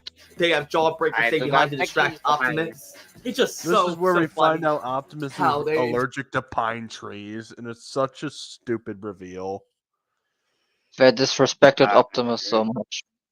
And then he starts sneezing. It would have Make- made more sense with the Oh, Terrans since they're part human.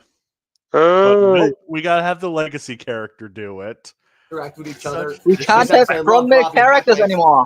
Interaction, just how Can't. frustrated It sucks. Robbie gets throughout the episode's first aftermath. Then Swindle and Hardtop, then Skywarp and Nova Storm all steal the trailer, and then the end of it's where Mo, Twitch, Nightshade, and Thrash all come in to help Mo, Robbie, and Hashtag clean up the trailer is great. And then it's just a funny episode. But then the ending where Optimus ends up sneezing and ruining the shoot anyway because Hashtag and Robbie use pine let me guess, you liked it. scented I liked it. paint because Optimus apparently is allergic to pine scent brings it down a little bit. So because of that, I'm No comment. Dude, Where's My Trailer? Oh, shocking Honestly, to hear in the that. fun times category, I Ah, enjoy it a lot more than in Ruins and the Butterfly Effect for sure. So because of that, I think Right. it fits better in the fun times category than the all rights category. Then we come to the end of season 2 with episodes 9 and 10, Wiki parts 1 and 2. These are the episodes that introduce us to the giant Titan Terran, aka the very first Terran created by Quintus Prime to protect the Emberstone, Terratronus, voiced by Claudia Black, who has done a lot of voice work in other animation video games. You might recognize her as the voice of Chloe in the Uncharted series, or as Cheryl in Final Space, one of my favorite cartoons ever. I'm so also unrelated, but if you haven't heard already, Final Space is getting finished as a graphic novel coming out later this year or early next year. I highly recommend Cool, I don't ordering it if care. there's- Why do you keep plugging these random bullshit things in my Transformer tier list video? still available. Because Maybe I need to do more plugging. That's how you get I think attraction. More Terra plugging. character is a really cool concept, having her be a Titan sleeping under the town of Witwiki that Hashtag and Mo accidentally uncover while trying to help Mo out with her history project is really cool. We get a lot of interesting stuff in this episode, like lore-wise, learning that all the tunnels that where the Dweller resided back in season 1, it was because all the Multos and Starscream were running through Terratronus' body, and we see that Croft apparently knew about these tunnel systems back in season 1. That's why she had the hard drive with all the whole layout of Terratronus' body that Starscream took at the end of Control-Alt-Delete. I think that's a really good plot, even though I will admit episode 9 is very, very slow. Little to no action in it besides Mo and Hashtag evading all the Dwellers to get to Terratronus. Though it really picks up in the second half where all the Multos tried to lead a full-on assault on Starscream's base to go ahead and steal all of his Ember Shards, but Robbie is forced to surrender all of his Ember Shards when Starscream threatens to kill Alex if he doesn't give them to him. So because of that, Starscream's able to complete the Ember Stone after he kills Spitfire and Ira in such a brutal fashion. I think it's a little too brutal for a kid's show, but it's such an crazy, insane moment in Earthspark that I can't help but love it for that reason. I think just the shot of first Starscream stabbing Aftermath through the chest with the Cyber Slayer, and then my favorite part of the episode is when Armada Frost Death is more brutal than this. And Spitfire Armada right Frost away Death. from him, trying to bang on the door, get Mo and Robbie to help her escape. But then Starscream pops up right behind her, throws her to the ground, steps on her chest, and then stabs her to kill her as well. With It's such a dark image, never seen but I really, really love it for that reason. Then, of course, using the Ember Shards that were inside of Aftermath and Spitfire, Starscream completes the Ember Stone, takes control of Terratronus' body, and tries to flatten the entire town to create new Cybertron. I don't care. Though, thankfully, Robbie and Mo are able to escape alongside Thrash and Hashtag, and the four of them create a giant dome around Terratronus that puts her into a coma and removes the Ember Stone from Starscream's body. Though at the same point, this destroys the Ember Stone. It's honestly despite the problems you may have with Starscream becoming a villain in this episode, I think for a finale, like a mid-season finale, this is really, really good and shows it's great to have Thrash be and Hashtag be the main characters this episode. That Twitch, Jawbreaker, Nightshade all get frozen by Starscream with the Cyber Slayer halfway through the episode. Nightshade have frozen. Thrash and Hashtag be the ones to help Robbie Mo defeat Starscream. It was really cool to see. It should have been just Twitch. Everyone else gets frozen. Starscream. I really like this episode, so I'm gonna go ahead and put Everyone it in a really could have good died. category. Again, the only problems I have with it that prevents it from being peak is because Starscream acting out of character, and then part 1 being a bit too slow. What is Chill. Now we're in season 3, technically the second half of season 2, Oh, with it's my episode 1, The chill. Need for Read, aka the Breakby Divorce episode. Chill. This one, Oh my gosh, this guy's. Did I pissing just me hear off. that right?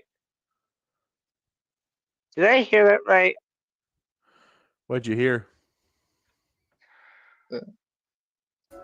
now we're in season 3, technically the second half of season 2, with episode 1, The Need for Read, aka the Breakby Divorce episode.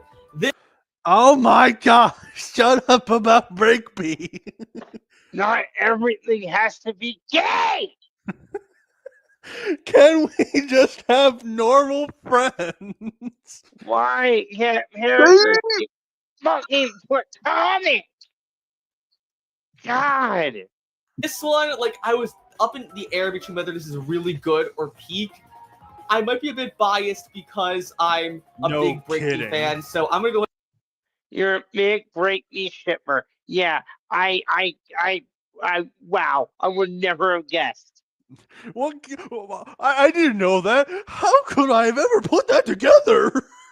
Right. Who the heck wants to see giant robots fucking each other? Who want to sex see this? What the heck? Oh, IDW fans. What? Anything else? Fucking.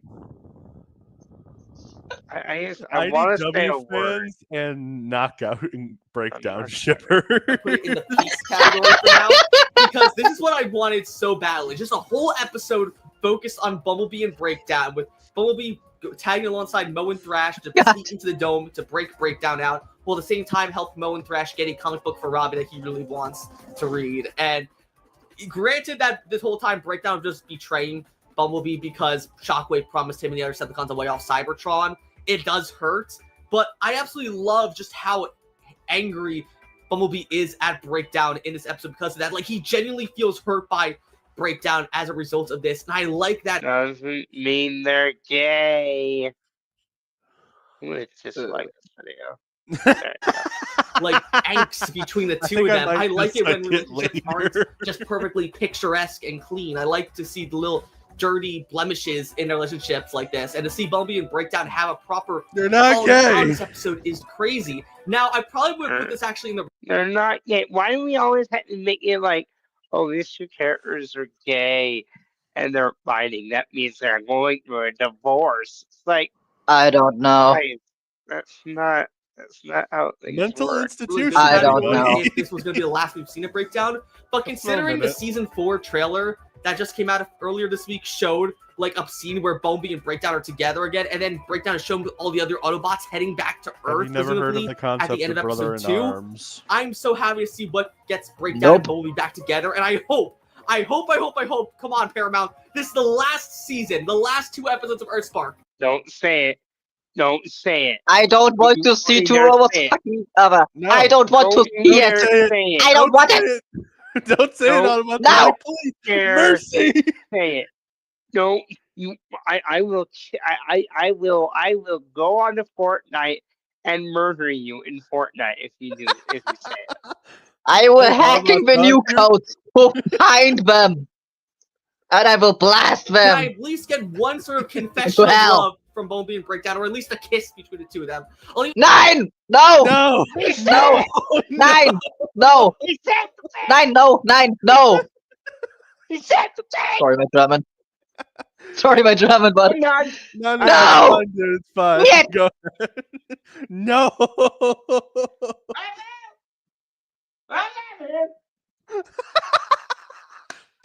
Dude, just no! I might also have to start downloading these streams and picking out highlights and re-upload Yeah. them. Yeah. Do it! Yeah. I think it'd be Oh my hilarious God. for any stream. Oh, yes! Oh my, yeah.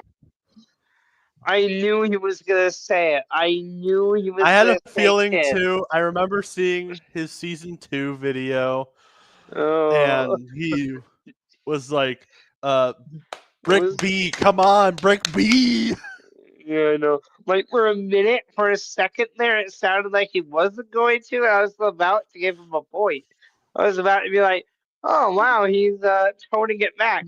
Nope, never mind. He's gaying up the place again. He's more autistic than I am. Yeah, that's saying a lot. take a cheek kiss or a hug that they share. Please, I need it. But anyway, yeah, this is a really good episode. I absolutely love it. I might be biased as a Breakbeat fan, but I don't care. It goes in the peak category. No, duh. I don't care about your fetish. But again, after every good episode, we need a rather bad episode, and that, unfortunately, I don't care about your Share- fetish. Don't share your fetish with me. Show your fetish to some other weirdo, please. Exactly. is episode I don't 2. know on Friend, Reddit, I'm Tumblr, I don't This is know. the one where Something. Robbie wants to go on a movie drive-in date with Izzy, and all the rest of his family tries to come Oh, in to gosh, like I hate this embarrass him and episode help so make much. sure that the He did say that this episode was quite bad, so at least we can agree on that, yeah. date goes well. At the same time, Hashtag and Nightshade accidentally bring the mole bots in the movie Robbie and Izzy are watching to life. And then halfway through it, Robbie and Izzy get sucked into the movie. It's like it's got some funny bits to it, but overall though, again, it's a very cringy episode. I do not like a lot of the way Face is very characters quite- act in this episode. But The again, it has first good base points take- in That it, doesn't like- redeem him I that think much. some of it is funny and endearing. I like how Frenzy and Laserbeak are just watching the movie through the dome the whole time. So because of that reason, I'm gonna go ahead and put Attack of the Drive-In movie in the has good moments category. It definitely Of has course like you a are. lot of problems, but a few Wait, is points of it really made one me of his laugh tiers and overall overall called enjoy it has been? quite a bit. Have I been hearing that right? Like has What? been hotel. No, What he did I has one that says has good moments. That's what that says. Oh, has good moment.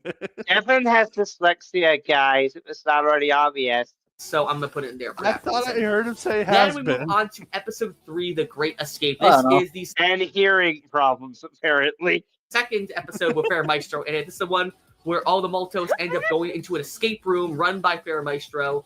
A lot of people are gonna say, "Oh, this episode sucks" because it has Fair Maestro in it. Again, I really don't see the hate with Fair Maestro as a character. Yeah, he's stupid and silly, but like he's not this big overarching threat. He's just like a stupid villain that you see from maybe 1 or 2 episodes. Now, granted, I think a why do lot you of like this him? episode is stupid because of the fact that like, oh, it's trying to show that Twitch is like the bad guy because she doesn't let any of her siblings do the mini games themselves. But they do, though. They try to do it themselves, and when they struggle or have trouble with it, Twitch either offered suggestions to them to help them out, or she literally helps them out in it. And I just don't like that it That's paints what Twitch it as is. the bad guy in this episode because she does nothing wrong. It's the same problem I had with Classified back in season 1, the episode where Twitch and Thrash get like Well, my powered fans are up gonna whenever be Robbie and Mo eating get angry. good. I didn't like that episode in because 2 I didn't like the days. message it sent with like, oh, using your anger to your advantage. I just don't like the message this one's sending either, though it has really funny moments like the way Nightshade sort of takes charge after Twitch gets sucked in the ticket booth machine. I like all the different mini games, especially the be strong enough to be gentle reference that Twitch gives the Jawbreaker who's doing the little test your might, slam the hammer against the bell challenge. I like those moments. So plus that though, it's definitely better than the has good moments Poor category, soul. but not like as good as fun times really good. So I'm gonna let you know all rules category. Thankfully though, after that we get a very good episode, and that is episode 4, No Soldier Left Behind. This of course is the introductory episode to Prowl, who I absolutely love. Earthspark Prowl. Eric Bauza does a really good job as him, having him be this sort of, he seems to me like a watered down version of doesn't do IEW bad, Prowl, but where this he episode definitely is still super sucks. serious, very factual, matter of fact, and all that. But he definitely harbors some inherent racism towards humans, constantly referring to Racism against humans. Really? We're really gonna do that, huh? We're just gonna casually throw a racist word out. I mean, Racism! I miss the times. I miss the times the movies and shows were escapism.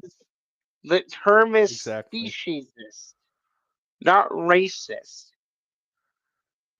The word you're searching for is speciesist. Just imagine, just the Cybertronian going on, those dang dirty humans. Your dirty hands. Get your damn hands off me, you damn dirty human. Get off my lawn! them as like beneath Cybertronians and believes that like it's beneath him to babysit the Malto humans while he should be focused more on working with Optimus and the other Autobots. So thankfully, Prowl is up to this throughout the course of the rest of the season, and Prowl has some good moments with Megatron in this episode and the rest of the season as well. I really like. I think it's just a really good introduction to Prowl, and then having the build-up of him Decepticons trusting fight Megatron him, was Optimus, nice. Megatron, and Dot was I really guess. cool to see. It just overall was a really fun thing for Prowl, and dare I you. notes for it. I think this is another peak episode. I don't think it's as good as We gotta- Elite for Reader Spitfire, but No, I really pause like it it. real Like, there's quick, no pause it problem with real it. quick. We got to put this on the lowest tier because this introduced Spark regeneration keys, which just absolutely breaks the lore and destroys the whole Transformers franchise. Oh Lord, here we go. I mean, I agree, but here we go. So yeah, It really drag gets in my that opinion. down to D tier, mister. And then after that, we get another pretty good episode, just We shy of both being peak, know that's actually. not gonna happen. And that is episode 5, Fire and Ice. This is the Hate What a Plague weenie. episode, the one where all the Malto children are hanging out at the Ghost North Pole base, just trying to have a snow day. And then when Twitch goes in to get some, like, I think she leaves to go get marshmallows or something to cook there, she runs in and finds out that all the Autobots are slowly being taken over by the Hate Plague. There is infamously a clip in this episode that has gone viral on Twitter for a few months, one of Alita, when Twitch walks in on Alita and RC fighting each other with the Hate Plague, and then Alita goes to Twitch like, "Oh, you Terrans are the reason, like, we had so many problems on Earth and all that." And then Twitch says, "Hey, that hurts my feelings, essentially. I've seen so many people Because dog it's on true. this scene because like, oh, what is this kiddie show writing where Twitch is like, oh, that hurts my feelings. Like, what is she, like, Oh, I 3? can't wait. I can't wait to hear them. I can't wait to hear Mr. Sonic Man defend that line, because that was a bad line. Do you guys not realize that this is pretty much how I all the don't care Terrans about talk about your their feelings throughout the entirety of Earthspark? If you go back to season 1, literally in the very first episode, or at least part 2 of the first episode, I should say, in Secret Legacy Part 2, when Twitch scans her drone almost for the first time, she says, it feels weird, very weird feels. She says, like, weird feels a few times. And then a lot in, like, the first 5 episodes of Earthspark, Twitch and Thrash talk constantly about how they feel in the episodes, that they feel, like, sad or happy or so much. The Terrans are inherently very emotional beings. They are very in tune with their emotions. So, of course, it makes sense for Twitch to talk about, like, stuff that hurts her feelings or such. I don't think that's immature or bad writing. That's just how inherently the Terrans are. They're very in tune with their emotions. Okay, just bad rant aside, though, I really do think that that's getting way too much hate than it deserves. I think it's totally in character for Twitch. I love the horror movie-esque scenes of Twitch hiding throughout the Autobot base away It's from honestly Alita, probably the best RC, and episode Bumblebee, of and then we the get to season. the end of it where Megatron helps her escape with the 2 nitro, Not you nitrogen too. fuel, truck fuel tanks. But then Hey, you Megatron liked gets it infected too. with 2 after getting to a fight Don't with Optimus. start. Not this And then the only other con episode, how this no. episode really is the end fight that Megatron and Optimus have with each other when they're both under the influence of the hate plague. I've seen people complain about, how At the least like animation the horror sucks for this vibes to it. fight. I'll say, unfortunately, yes. I do think the animation in the Megatron Optimus fight is not the best, but I can overlook it because otherwise the rest of this episode is really good, emotion, really good tension, and I love the final conversation that Optimus and Megatron have with each other once they're cured of the hate plague, where they talk about trust and they need to make sure they truly trust each other to make their partnership work. And then we get the really sweet moment where Optimus tells Megatron that he trusts him with his life, and Megatron says the same thing, and then they sort of shake hands, and then Let me all the guess, you're Terrans gonna say give they're little gay cute too. awe faces at them. One of the best moments of the show is a big Megop shipper. I really like this episode, but I knew it. Oh my What the best? god! What did he ship? What's up with these Megatron and said, Optimus He shippers? said mega. Oh god, please tell me! We're I think people are the watching. Mega thing- should be self-explanatory. Another thing the shippers have been doing has been shipping Optimus and Megatron in most continuities. Or Apparently Megatron and they- Starscream. They've met. Oh gosh, they've been No, doing that it was- here. They did it with TF1, and they also did it in Cyberworld too. They're just shipping for no reason. Luckily, at some point, I have to redo the entire audio log, but I'm going to be debunking the TF1 relationship. So we are sort of getting a sequel to Knockout's Not Gay, but with D16 and Orion. again, I would know like to there see are it. problems with it. So because of that, Also, we have about 6 minutes left of the video, so Hooray! I'm going to put Fire and I Ice kinda in the transform really in good Transformers. category. Just shy of being a peak episode, in my opinion. But what I Just can say shy of definitely being is a peak, peak okay. episode, though, is this penultimate episode of Season 3, which is Episode 6, The Truth Is Out There. This is the one where Robbie, Thrash, and Prowl try to discover the source of the hate plague after they're all cured of it from the previous episode. And that leads them, of course, to finding out the horrible truth that Izzy is a Quintesson shapeshifter, which is absolutely It's insane. a twist I did. If I wasn't spoiled on this twist through a leak that happened with the episode summaries about a few days before Season 3 came out, I would have been that's your floored fault. by the fact that Izzy was a Quintesson shapeshifter. That is so crazy, in my opinion, and the revelation it does destroys Robbie's whole worldview, where he feels I can't believe I trusted you around my family and all that. You tried to kill them all. How could you do this to me? Did you even love me, Izzy? Is that even your real name? I love how the Quintesson shapeshifter uses their connection How to many Robbie episodes and have even you- transforms into Izzy One? a few times to try and trick Oh, Robbie and he- get him to stand down. he's There's even the gonna- point where the Quintesson shapeshifter would have No, killed Robbie he's gonna because they transform back into Izzy and pick up one of blow Prowl's guns, about to shoot him. the finale. But not before they can shoot him, Prowl throws one of his capture devices under the shapeshifter, trapping them. So therefore, they're able to get away with it. I actually really like how Thrash acts in this episode, because he doesn't act cowardly at all in this episode. I actually think he's very season 1 themed in this episode, and I really like it for that thing. Obviously, probably one of Thrash's best episodes in Earthspark, in my opinion, and because of that, it's going to go in the peak category. Now, finally, that brings us to the finale of seasons 2 and 3 with episode 7 and 8 of season 3, Judgment Day Parts 1 and 2. Here we go. This is the big finale where the Quintesson Judge comes to Earth, threatening to destroy it if Robbie and Mo don't give up their cyber sleeves to it, because they believe, as the original creation of Quintus Prime, they are entitled to the power of the cyber sleeves over them. And then we get the whole first episode. I will admit, the first episode has a few problems with it, because I just hate Robbie's depression hoodie he wears throughout the whole first half of the episode, trying to I hate it too. Why does I not being racist, but why does every depressed He black makes it person all about have him. to wear a hoodie? Yeah. Just a question. Just a question. I don't mean nothing by it. And also, Just a question. Robbie, through this whole special, makes it all about him. Yep. And No, it's no, the reason me, why me, it's me. my least favorite episode of the entire show. Yeah. Like, the world is being invaded by Quintessons. This ain't no time to be making it all about you and your problems. Yeah. Our worlds are in danger. Our world is screwed.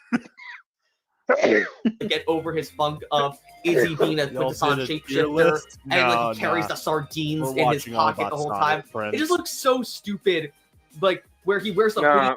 We're watching Autobot Sonic do it tier list, and so far he has #1 admitted that he ships Optimus and Megatron, and #2 wished that Bumblebee and Breakdown have a kiss at the end of the show. Oh yeah. Prince is very aware of Autobot's son.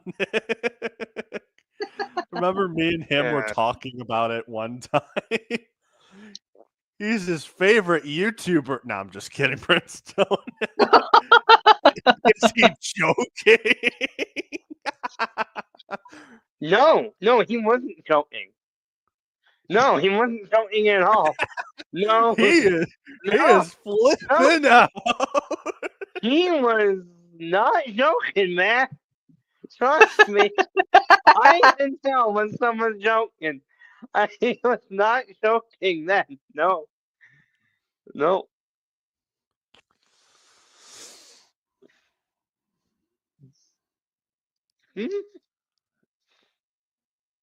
Yep. The Earthspark community is definitely one of the worst parts of our fandom. Yeah. Like, we'll accept any fandom except Earthspark fans. We kick them out. We don't like them. They go in the loser table. Also, guess what? 1 week from today, Earthspark Season 4 comes out, Prince. So, if you're willing, I would love it if you could be free that day or the day after, and we can all watch Earthspark together. Who knows? Maybe we can have a discussion stream about the whole show as well. Yeah. I would like it. How we feel about it, and also rank it. Oh, sorry, not me and Prime. Me, you, and rank it. But I'm just saying, me, you, and Prince.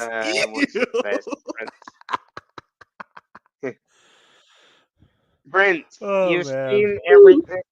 You not want to be a part of it? Come on, man. We suffer together. He doesn't want to be a part of D to the B. We suffer together. The revelation. He's not ewing about watching the show. He's ewing about D to the B and whether or not he wants to. Ew! A stream with D to the B?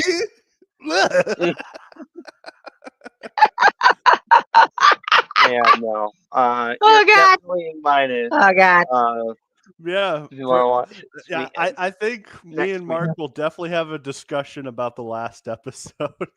I really don't want to watch it, but are you gonna force me? Oh, you're not getting out of it like Pride. No. No. Nah. Nah. You're not getting away with it. No, you're not getting out of this. Hell no. Hell no.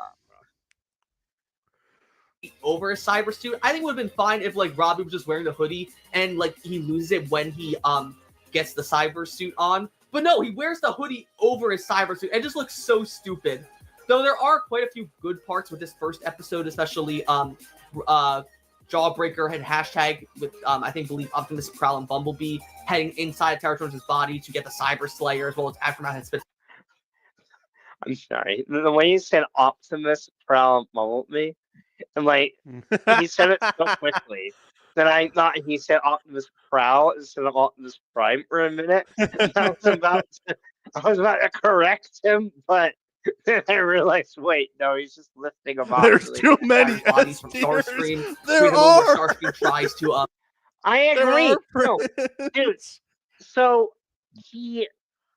his thing right here. I agree. The all right here. The I all agree with right you. Here is a 5 out of 10. Or was it good moments? It was one of these two. Was it a 5 out of 10 tier? I would put it all on the lowest button. So dumb. bargain with the Autobots, saying that he can help them battle the Quintesson Judge, but not before hashtag stabs in the back of a Cyber Slayer, knocking him out. And I thought this would be the last we'd seen of Starscream, but apparently, according to the Season 4 trailer, where we see that Mandroid is taking over his body, we're going to see more of Starscream, and I hope that Starscream gets a proper redemption arc, or at least doesn't, like, die. The one thing I just don't want Starscream to die in the Season 4 finale. If he goes back to jail, so be it. I would just prefer if Starscream gets a proper redemption in these final 2 episodes of Earth's creepy as hell for it in that regards.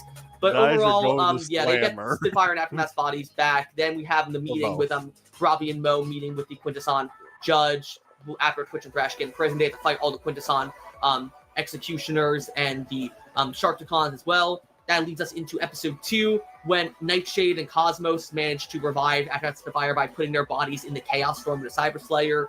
Prowl nearly dies doing this, but then Megatron saves him and revives him, which leads us to the really sweet moment where Prowl hugs Megatron, finally like accepting him as an Autobot, which I think is really good character That building looks for so Prowl. wrong. And then we have the final getaway where Robbie, Mo, Twitch, and Thrash tried to But you escape have the to Quintesson hug Judge's ship. Bear. They get shot down, and Twitch nearly Get dies to in the the process. So fucking therefore, Robbie point. has a cyber sync with Thrash and Spitfire. Yeah, We have the final battle where Prince, I'm Mo, with you on that. Aftermath, hashtag Nightshade and Jawbreaker, Yeah. all cyber sync with Terra Tronics to give her this awesome armor to cut the Quintesson Judge's ship in half, killing the Quintesson Judge. It's such like an amazing, beautiful final Yeah, shot. I think the final fight with dumb. all the Maltos and Autobots back. Yeah, the hate plague is dumb in every reality, in my opinion.